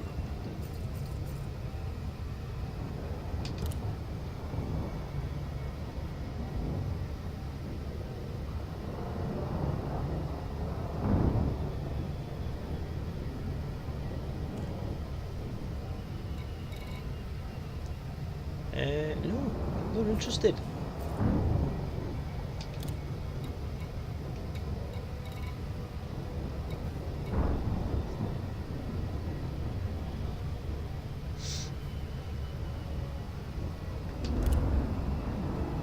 Close comms. Comms closed. I might save that for later, I think. So I'm just trying to think what else was in the rooms. I think that's about it for the traders. I probably forgotten someone. That was about it. Oh, Kaylee, whose second name I can't remember. Oh, Ed Lewis came in. Ed Lewis left about 4 stone heavier than he came in because of all the biscuits. He didn't review any of them as far as I'm aware, but he did eat most of them. I'm kind of glad when he went away, actually. He left biscuits for everybody else. Anyway.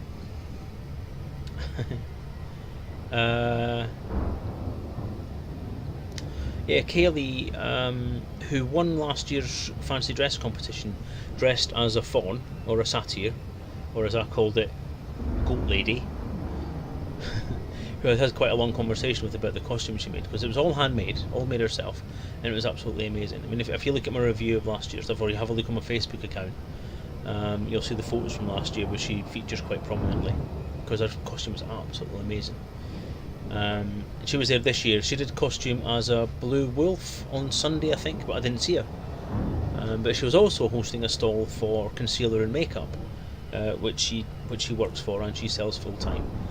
And she was doing a good job there as well. So they were there. They also do like sort of costume makeup and stuff like that as well. So obviously the makeup part of cosplay is quite important, and she sort of puts them both together, does the cosplay and does the makeup selling as well. We had Doctor Who there. A very, very committed impersonator of Mr. Capaldi did a very engaging conversation with my son Derry about Doctor Who and where he thinks it's going and how he thinks it's gone and where he thinks it is, and it was a very long, very interesting conversation actually, to hear someone who's kind of involved obviously in the Doctor Who fandom in a heavy way, as obviously an impersonator, and his take on sort of the work the thing that's given him work. So it's a very interesting conversation to have with a guy like that, and he was very good as well, very kind, very generous, and very interesting, very funny as well. So very much like Peter Capaldi, to be honest with you. So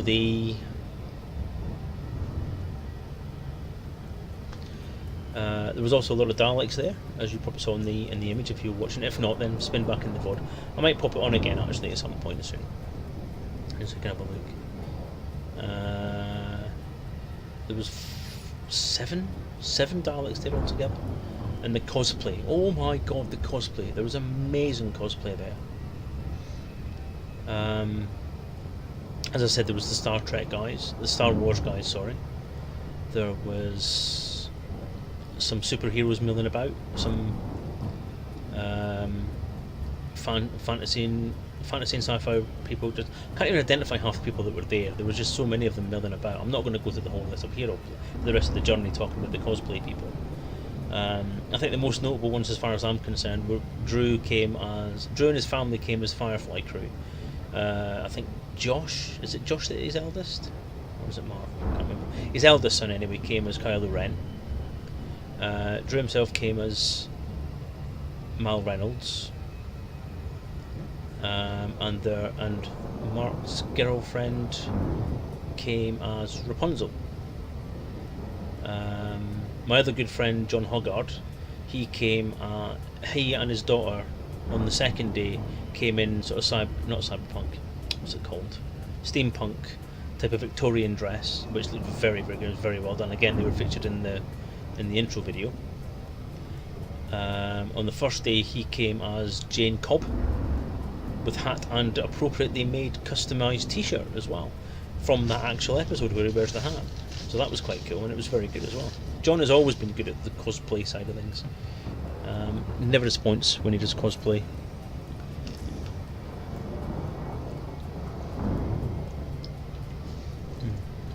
Jack Daniels fudge.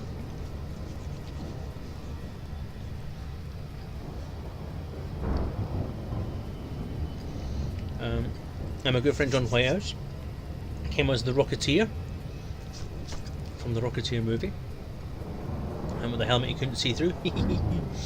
And his daughter Sian Naomi came as the Khaleesi from Game of Thrones, in a very interesting costume, very nice costume, I will say. But yes, one trying not to be a naughty person had to look elsewhere on occasion when speaking to her. Let's just put it that way. So, yeah, that's off the top of my head. That's most of the ones I can remember. Trying to think of anyone else that was particularly of note in the cosplay side of things. But again, I mean, the cosplay was brilliant. Every costume that was there was absolutely amazing. Dan's competition this year, he has a cosplay competition for the best shot-bought costume, the best modified shot-bought costume, and the best complete custom costume. And not entirely sure who won. It wasn't anybody that I knew, put it that way, that won the first one, the shot-bought costume. But the shot-bought and customised costume was won by Naomi, Sian Naomi, who I mentioned before, as Khaleesi. She won the second prize, and not the second prize. It's the separate prizes. So the prize for that costume was won by Naomi. The prize for that category was won by Naomi, and the completely custom costume was actually won by John Hoggard's daughter, Millie. So yeah, both people that I knew this time actually won the costume, which was lovely. And they deserved it as well. The costumes were absolutely amazing, as I said. I mean, everybody had a great costume there. But again, they did stand out because they were very well put together and just looked amazing on them as well. So, that was the cosplay side of things anyway. So, next we'd have the Sunday. Again, myself and Anne turned up a little... Well, myself and Derry turned up a little bit late on the Sunday morning because we had a bit of a lie-in. And when we got there, obviously things were going on. Obviously seemed to have missed the HCS thing, so that was a shame. I'm kind of gutted that I missed that as well now. There wasn't anyone else new that was there. Sunday was the day that I went and bought all my bits and pieces, bought my books, finished my conversations with people, and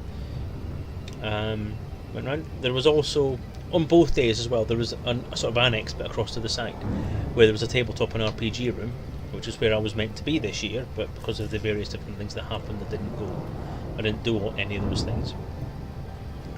And there was a VR room where they were running the HTC Vive 5 with various different things, and Oculus Rifts, and various different things kicking off in there. I didn't really go in there very much, but the redoubtable and extremely tall Ian McNeil handled all that stuff, and apparently did an absolutely amazing job, as he always does. He's an amazing guy, is Ian. Looking down on us all from high. Yes. Yep, and there was the green room where everyone was milling about, ready for going up to the big things, and there was something else. There was another room in there that I don't actually know what it was for. There was a great big screen in there and a great big computer in there, and that was essentially it, and just loads of people milling about. I don't know if it was an annex of the VR stuff, or if it was something about green screens or something like that, I don't know. But I didn't actually find out what that room was for the entire time that I was there. But yeah, overall, Affirmative, slowing to a full engine stop. panels wise, I didn't actually see a lot of stuff. But there were some good panels on as well. I mean, one of the panels was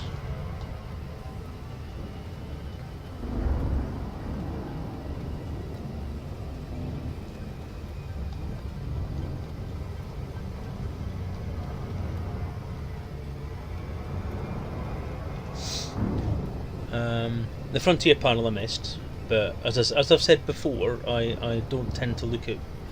I'm not all that fussed about Frontier panels anymore, because it's always the same kind of thing. It's Frontier guys sitting on the stage, answering the same old questions that the community asks about stuff they can't answer questions about. So I had no interest in the Frontier panel this year. That's no slight to the Frontier guys. Ed and Zach and the developers and Mike do a fantastic job with this game, and it's still an amazing game, and it's becoming an even more amazing game every time a new update comes out, apart from Power Play. So I have no issues with the guys. It's more to do with the format of the Frontier panels needs to change, I think. I think perhaps it's time we moved away from just having open questions, because every time we have an open question session, it's always the same things. What's going to happen in the next update? What can you tell us about the Thargoids? What can you tell us about this ship? Will this ship appear? Will that ship appear?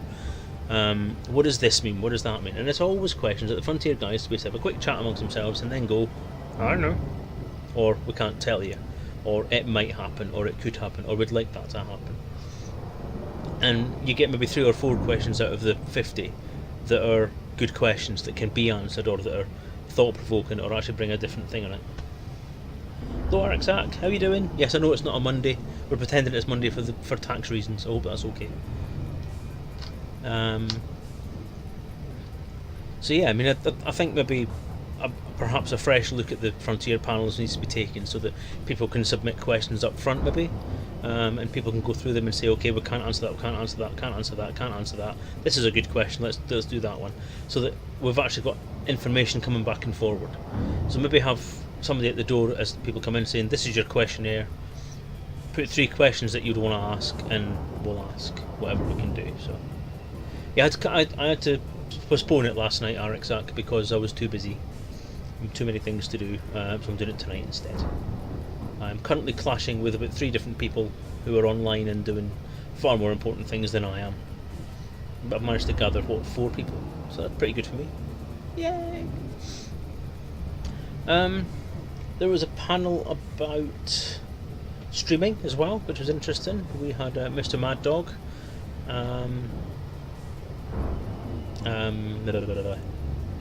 Dan Smith, or Commander Human, as you know him, the musician extraordinaire. Was it KS George? KI George? IDK George, that was his name. IDK George. And a few other, I think That's Right was up there as well. And that was all about streaming and how streaming works, and what it's like to stream games and various different content and so on. So yeah, that was interesting. I didn't catch all of it, only caught like the last 10 minutes of it, I think, when I came in on the Sunday. I think we went for lunch, and I think it was just finishing off when me and Derek came back in from lunchtime. Tea time, sorry. So we caught that. But sadly, that was pretty much all the panels that I really caught. The big negative, or the big downside to it this year, was there was the Hunter Games, and that didn't work at all as planned. there was a hell of a lot of technical issues with that, and it wasn't sort of Dan's fault or the Cowboys' fault who were doing the audio and the video and all that kind of stuff. It was more actually a problem with Elite, because it was the old instancing problem again, where we had issues, or they had issues, sorry, trying to get everybody in the same place at the same time to get the thing going, and it just didn't work, and it caused a lot of angst and a lot of stomping around and a lot of fag smoking basically on the Saturday, which is it's a shame, because it was one of the big things about the event. It was supposed to be done in support of special effect, and obviously everyone was feeling a bit down that it didn't. It didn't take anything away from the event. It's a shame it didn't happen, but chalk it up to experience and put a ticket in at Frontier to get the bloody instancing sorted out. It's not an issue that I generally have with the game, because it's not something I generally do quite a lot of, but we have seen times when we've tried to do it where it's been a bit shaky, and I think Frontier are really needing to take a look at it, because things like this, organised events or organised collectives or things that need teams to play together, are compromised slightly by this problem, and it's something that needs to be looked at. I think this may highlight that more than anything else has. I just hope that Frontier took note of it while they were there, because they were there when it all kicked off.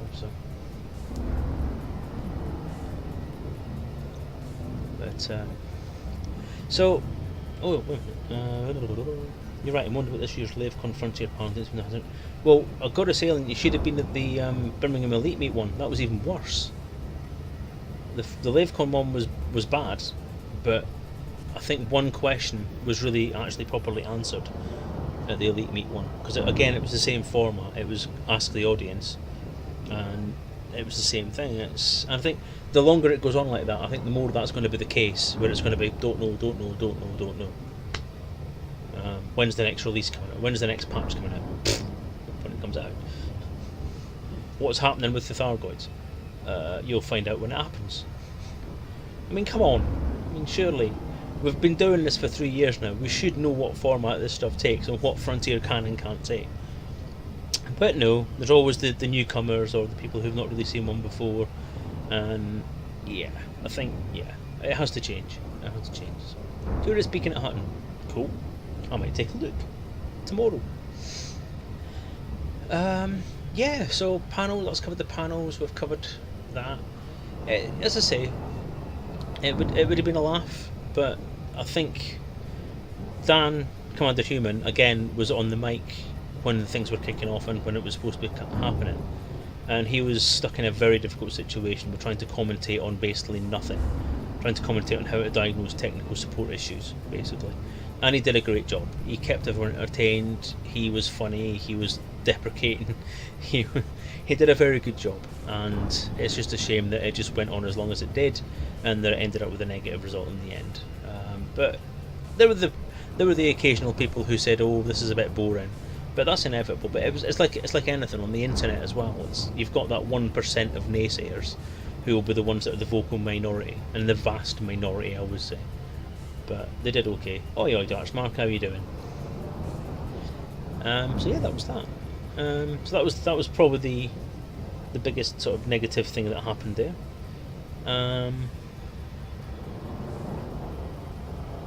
We did some retro gaming, which didn't turn out to be as big as I thought it was going to be. It ended up with a few games of Worms, basically. I thought there was going to be more to it than that, but it turned out to be a few games of Worms, which I did play way back in the day, very briefly, but it wasn't something I really got on with or enjoyed very much, because it just seemed a bit simplistic and didn't really enjoy it. No Dark Smack. I'm going to somewhere less obvious. I am cutting my toenails and spitting them at Sol. Yes, I'm going to Hutton Orbital. My first ever Hutton run! Yay! One of the things is I don't have any cargo. Boo! I thought I'd be able to go and pick some up, but the only populated system between where I was and where I got to was bloody Alpha Centauri, with nothing in it. I was going to pick up some scrap. Couldn't even pick up some scrap. But never mind. Alden Prospect wouldn't let me in. I pissed Alvin off, obviously, at Fantasticon. Didn't feed him enough bacon, so yeah, so nothing. Couldn't even dock. It took me 3 attempts to dock. Never mind. So yeah, the retro thing. I did have a go at Worms. I did as badly as I thought I would, because I was, not played it for God knows how long, don't have any idea what the keys are. I'm asking the guy I'm playing against what the keys are I need to press down it in order to try and attack him. That was never going to work. So I did manage to... I did manage to play it, but I didn't manage to win. Ended up blowing myself up. I got one person stuck in a big hole inside a mountain, because I thought the flame digger machine was a flamethrower that would just burn someone, but no, it actually digs a hole. So I ended up burning a big hole into the ground and getting stuck in it. So that was one player gone. So yeah, that was something that was fun to take part in. And that was it. That was what I was going to go into, yeah. The taking part in things stuff this year. I was supposed to be doing some RPG stuff, and I was very happy to do the RPG stuff when I thought it was going to be out, because my intent was that the first draft would get handed in June. Handed in June, and that would leave enough time between June and November. Why isn't my head moving?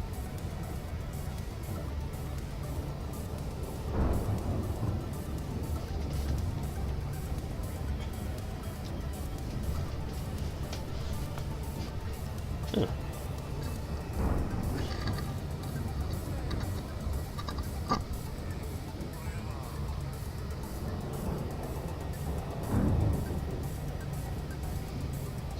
Okay, the air tracker has stopped working.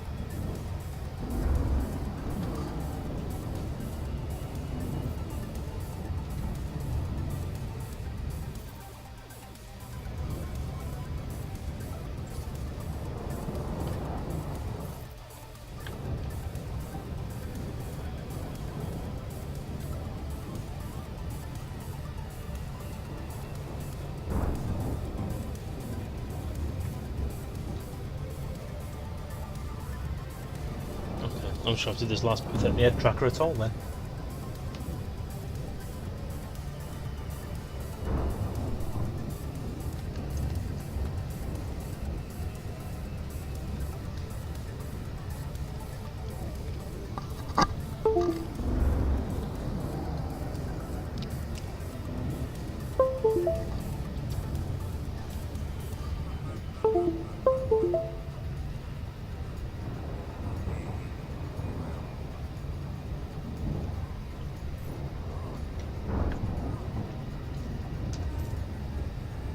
Hey, and we're back.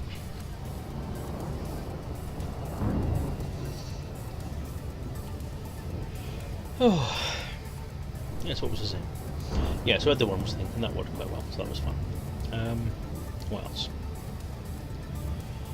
That was pretty much it for the main events. We had the late party as well, which is, we just all basically sat around and did stuff.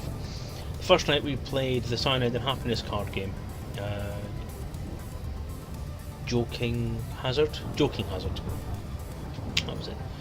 And that was lots of fun. Sensor range to minimum. That was quite a lot of fun. It's basically Cards Against Humanity, but with comic characters. So it was fun. If you like Cards Against Humanity, you'll like this. It was very good. And I like Cyanide and Happiness's particular brand of humour. So it did work for me. Made me a happy person to play it. And centering on this thing's gone a bit off again. Hang on, I'm just going to have to recalibrate.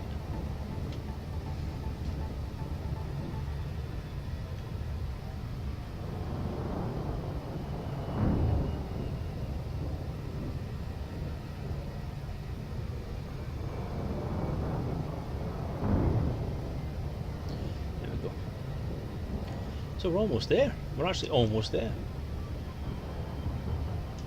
That wasn't bad. Let's just see who's going to be waiting for us when we get there, right?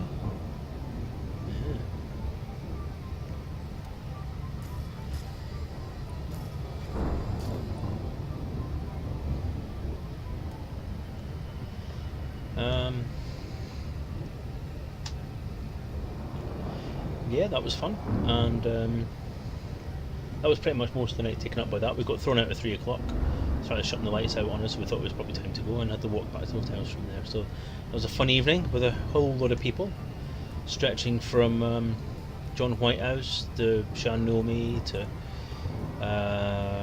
Galactic Midden, Carl Agnew, Kate Russell, Kate's boyfriend Alex, whose second name I don't know, I'm afraid. The Coup himself was there, weren't you, Coup? If you're still there, dude. Simon was there, Simoof. Yeah, just people galore. And it struck me on the second day at around about 7 o'clock, 8 o'clock, that I didn't have any photos. I hadn't really been taking any photos at all. I took photos of Derry when we were doing the Doctor Who stuff, and I took a few photos when we came in, and then from the entire rest of the day I hadn't taken any photos through most of Saturday afternoon and all of Sunday. I did a video of Kate, I did a video of Gemma I did some photos of Gemma Johnson, and I did some other photos, and I just basically just didn't take my camera out. I was too busy yabbering, too busy yattering to anyone who would listen to anything I had to say.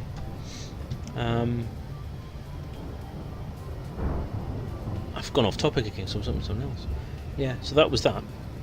And on the Sunday night, I organised a game of Cards Against Humanity with myself and my son and John Hoggard and his daughter Millie, because we've been spending quite a lot of the convention hanging around together anyway, and really quite enjoyed their company actually. I always enjoyed John's company because I've known him for a while, and we've basically spent a lot of time together at the conventions. But this is the first time I've really spent sort of major amount of time with him, and it's just made me love him more.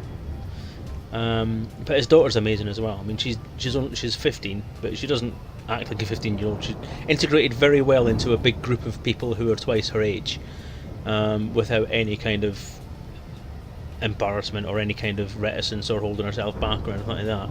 She spoke very easily with everybody, and everybody spoke very easily with her, and she was very impressive. So very well done on bringing her up, John. So yeah, we spent quite a lot of time with them, so we thought that on the Sunday night we'd have a Cards Against Humanity game together. So we had a game, and we played for about an hour, and then Kate and her friends noticed that we were playing that, so they invited themselves over, or sorry, they asked if it was okay to come over and join in, so everyone said it was okay. She says we're going to bring 5 or 6 people, ended up bringing 12, which turned it into a very, very big game, probably the biggest game of Cards Against Humanity I've ever played, because we're on the borderline of how many people can actually play the game together, because I think there was about 17 of us or 18 of us all together. And I'll be honest, didn't really enjoy it that much. It was just, everything just took too long. It took so long for everyone to pick the card that they wanted to play, then it took so long for them to get read out, and then you had to go around and everyone had to go and pick the new cards, and it just ended up getting a little bit chaotic and a little bit unwieldy, and people were starting to get bored. And I could see about halfway through this game we decided that we're going to just stop playing once we got to the end of the pack, once we'd used up all the cards.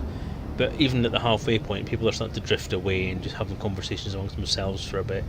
I mean, John was getting bored, and Millie was wanting to go to sleep, and Derry was the exception within our 4, because he would quite happily sit and play that game all night.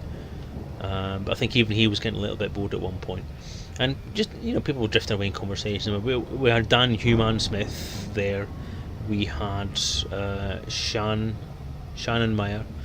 We had Nats Wright. We had Kate. We had Playpay. We had, oh god, so many people were there. People whose names I don't even know. Nats and Shan had a friend. I another female friend, sorry, whose name I didn't know. Oh, there you go. It had to happen. It had to be done. We got all the way to Hutton Orbiton just to do a loop of shame. Had to happen. You've got to have a loop of shame. It's not my stream. You don't have a loop of shame.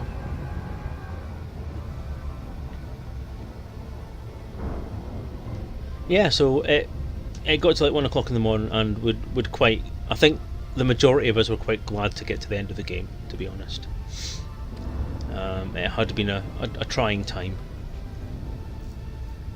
People were getting quite tired, and we were quite glad to get to that point. So yeah, but it was fun.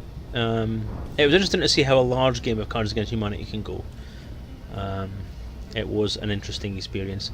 Not something I'm probably going to repeat. I don't think I will ever do a game that big again, without suggesting that people split it into 2 separate games, just for the sake of convenience more than anything else.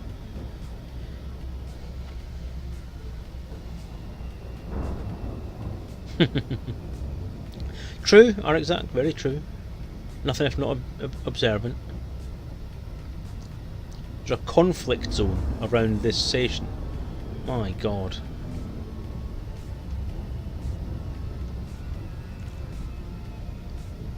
Hey, there's people here. Is there? No, there isn't. So... Okay, I'm going to focus on the descent. No, actually, I'm going to slow down.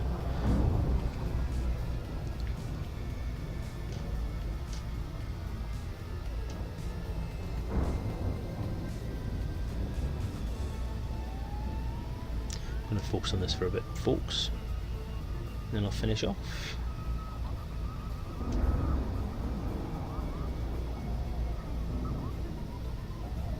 Finish off the story, I mean, not finish off the stream.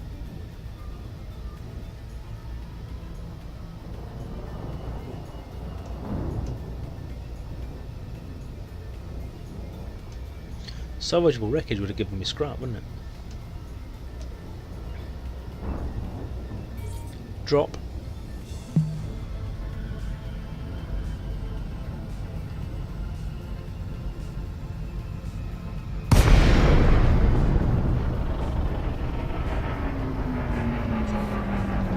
So here we are.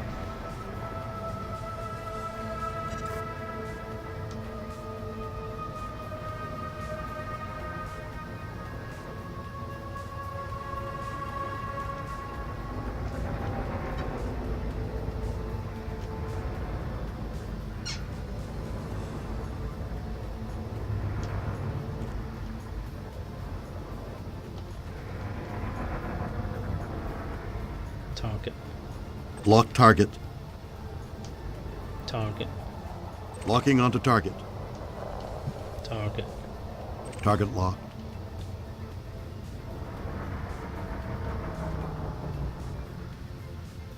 Target. Selecting target.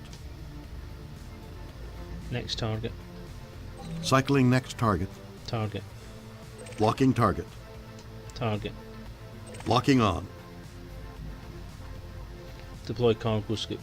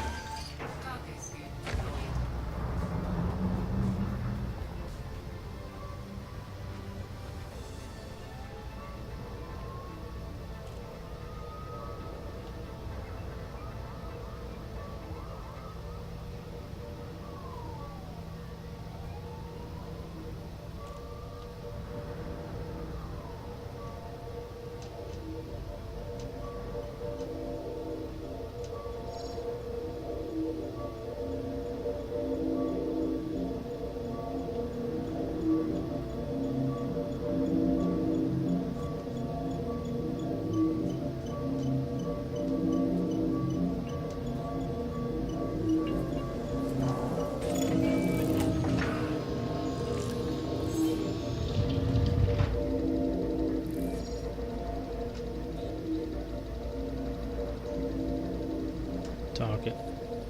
Targeting.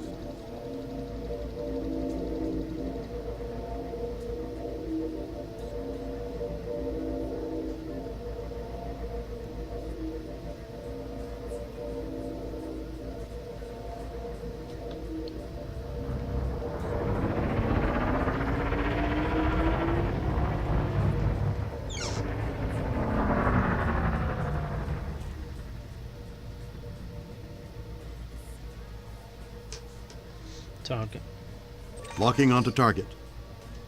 Target. Locking on. Target. Target locked.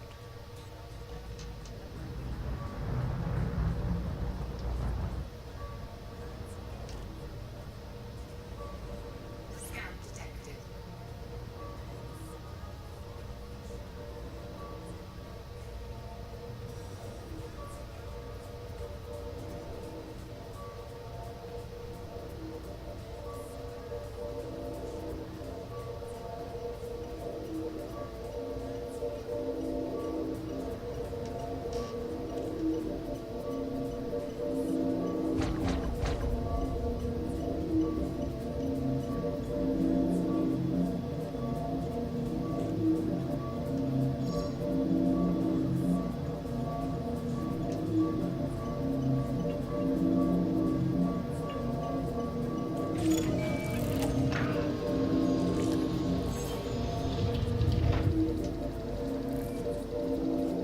Target.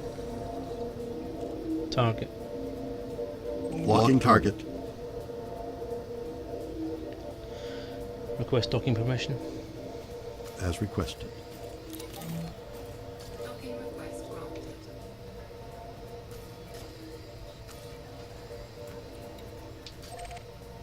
Shields for landing, don't you think?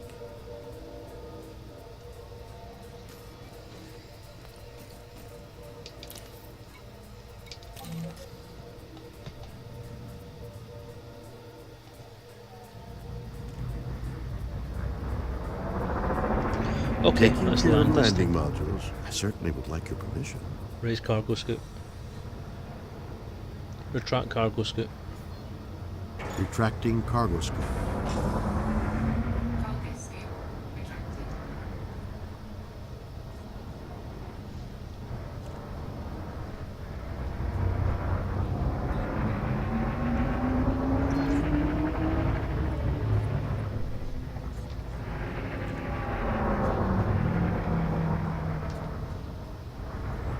Deploy landing gear. The gears down and locked.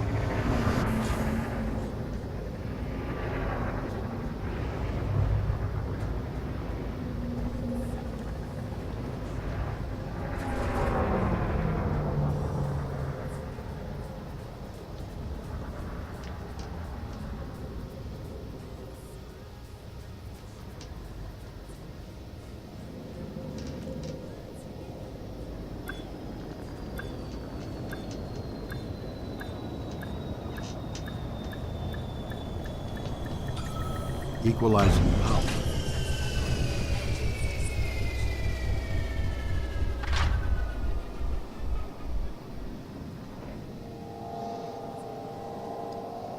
And there we have it. I have made it. I am at Hutton Orbital. I said I'd never do it, and I've done it. And it's given me the chance to talk to you wonderful people about the wonderful thing that was Fantasticon. So where was I on the conversational side of things?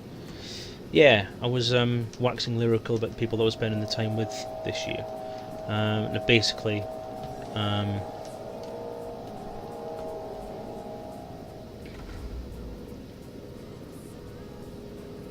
as I spent most of the time around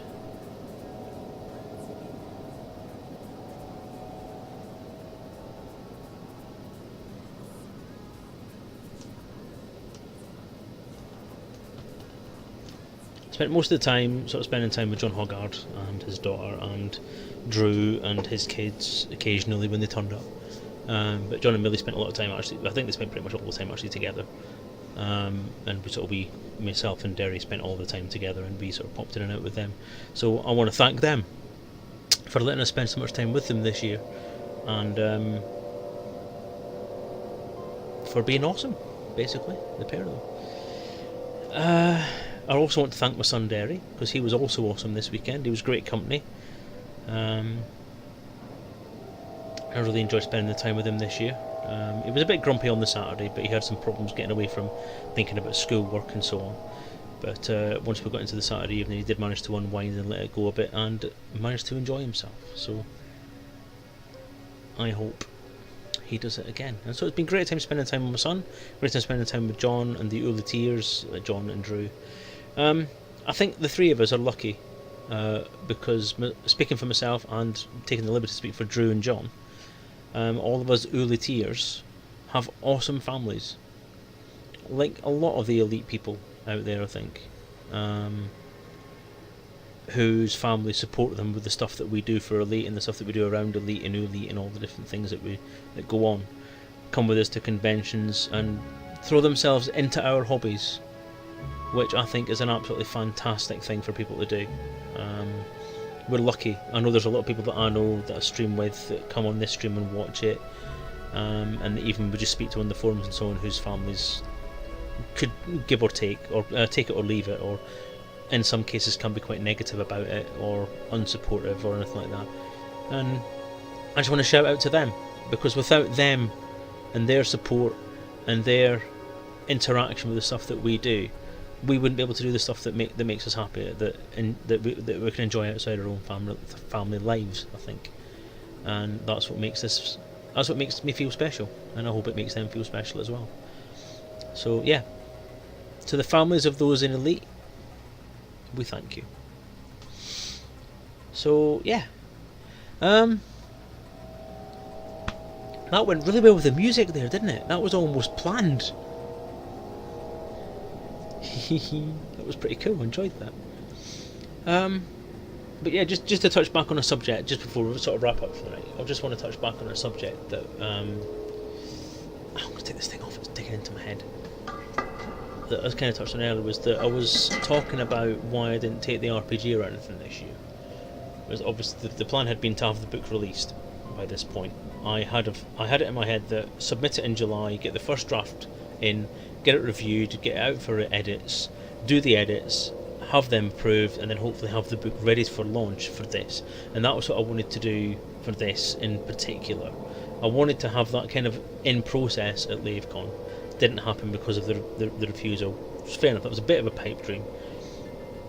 But by this point I wanted that book finished. But as things turned out, too much was needed to get done, and it's proved to be too much of a job to get done in the timescale that I was given. So now I have a new timescale, and hopefully we'll get it sorted for then. So that was mainly why I said no, I don't want to go to another convention and basically be looking at saying yet again, oh, it'll be done when it's done, it'll be out in 6 months time or whatever, when it might not be. So I didn't want to be taking it and saying it's still vaporware, it's going to be July next year before it's approved, because that's the set date. It's not even by July, it's July. Even if I send it into them in April, it still won't be looked at until July. So with that in mind, I didn't want to take that. I had Dan and myself discussed it, and I did think about taking another RPG to do, or just take the Elite RPG in its current state, but just as things happened and as the time passed and as my mental state got a little bit darker than it should have been, I just didn't want anything to do with RPG for a while. I wanted to take a bit of a step back from it and do something else. And I was having an idle conversation with Dan, and I mentioned that I had a 3D printer and that I could bring it with me and see if people would be interested, and he was quite keen on that idea. So that was the plan, was take the 3D printer as well, take some 3D printed merchandise, take other games that I'm trying to develop, which again are things that have been waiting for things to fall into place with the Elite game. And the 3D printer was a big part of that, and try and print off dice games with custom faced dice, which was one of the big things that I've had in a design phase for a long time, again since before Elite. The plan was either to take them to a dice manufacturer and get some done, or 3D print them through Shapeways or something like that and have them done that way. So I thought, I've got my own printer, I'll try and do it myself. It didn't work. There was several problems with the printer. The resolution for things, I had to scale things up slightly to get the resolution properly, so that things would register properly. And then just some technical issues with the 3D printer itself ended up in it not happening. So after 3 days of trying to 3D print stuff off and none of them working, I eventually just blew and said, look, I can't do this either. I'm not going to be able to bring anything that's of decent quality. I would rather not do it if I can't show something off that's going to be professional looking. So I backed out of that as well. So that ended up with me not being able to do pretty much anything. So I ended up just going as me, with the family and trying to have a good time, which I did. I did enjoy it, but I will admit my personal experience of it was brilliant on the sort of interpersonal socialising thing. It was absolutely amazing.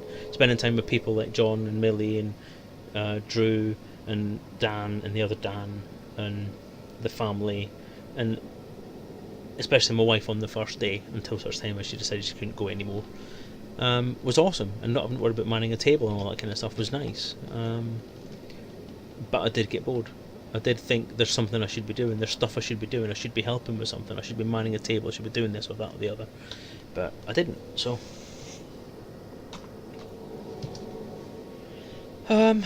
So yeah, that was it. So that kind of covers it. That was Fantasticon. On a sort of global sense, I want to thank Fantasticon, in particular Dan Grubb, Gabby Grubb, Penny Grubb, any Grubbs you can think of, and their friends and colleagues and families for organising and hosting and being there throughout Fantasticon and just making it an absolutely fantastic, fabulous experience. Again, Dan's personality carries through that event, and I think that's a very important thing to remember about these things, is that I have always thought, and in my experience of these things it's always been true, that the personalities of the organisers always comes through in the sort of things that happen at those events. If you have somebody like Dan who's bouncy and happy and off the walls and very, very energetic, then you're going to get an energetic, fun, bouncy event.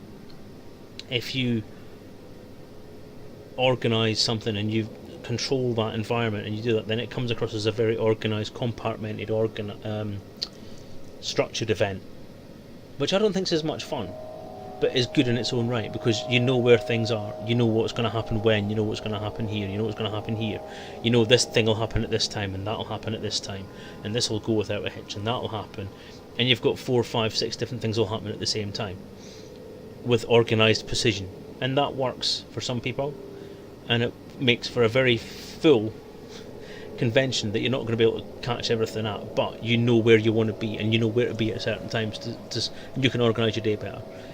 With Fantasticon, it's, if the time scales go out the window, it's more, hey, it's fun, let's just do whatever it takes, have a laugh, and you can socialise more, and that's what makes that, that's the good side of that as well.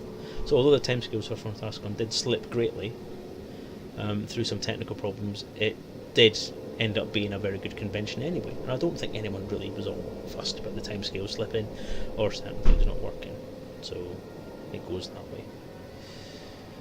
But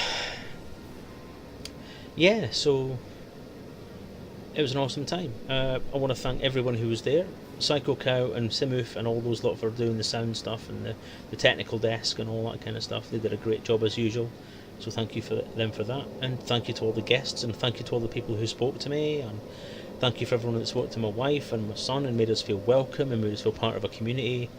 And I needed that. I did at the moment. With the way that things have gone the last few months, I needed to be part of something again, and everybody coming up and hugging me and saying hi and talking to me and asking me how things were going and all that stuff was lovely. It reminded me that the people out there that do care, and sometimes it's easy to forget that when you're in the place that I've been the last few months. It has recharged my batteries slightly, which is what I needed. I'm just wishing I wasn't so fucking tired. Oh, F-bomb. I've actually managed to go through this entire stream without swearing. Blast. Oh, well, never mind. But, yeah, so I'm going to call this to a halt before I start waffling and waffling and waffling. But I have done the Hutton Run.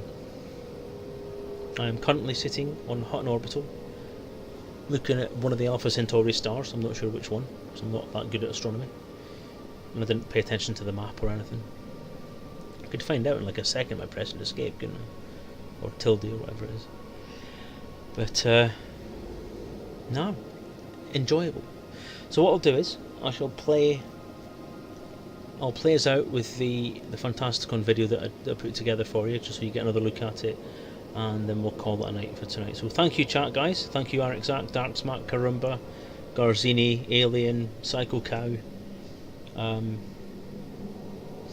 That's everybody, I think. Chiana's Geek for popping in briefly. Appreciate you popping in tonight with all the other bigger streams that are around tonight.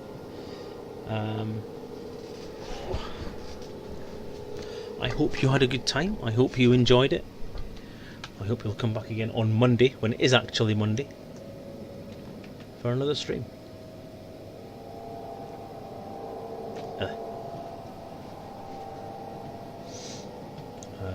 I've been Dave Hughes. Thank you for watching.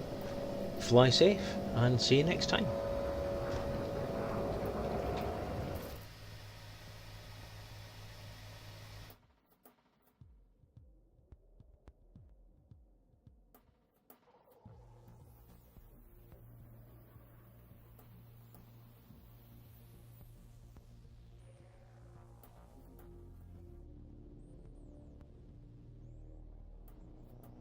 The effects of these are taken strictly into account by calculating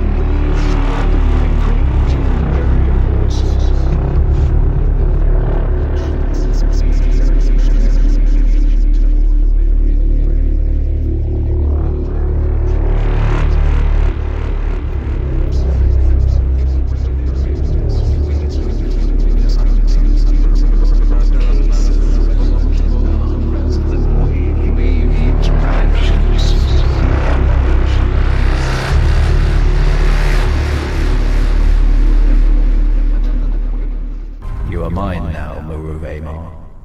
Mine.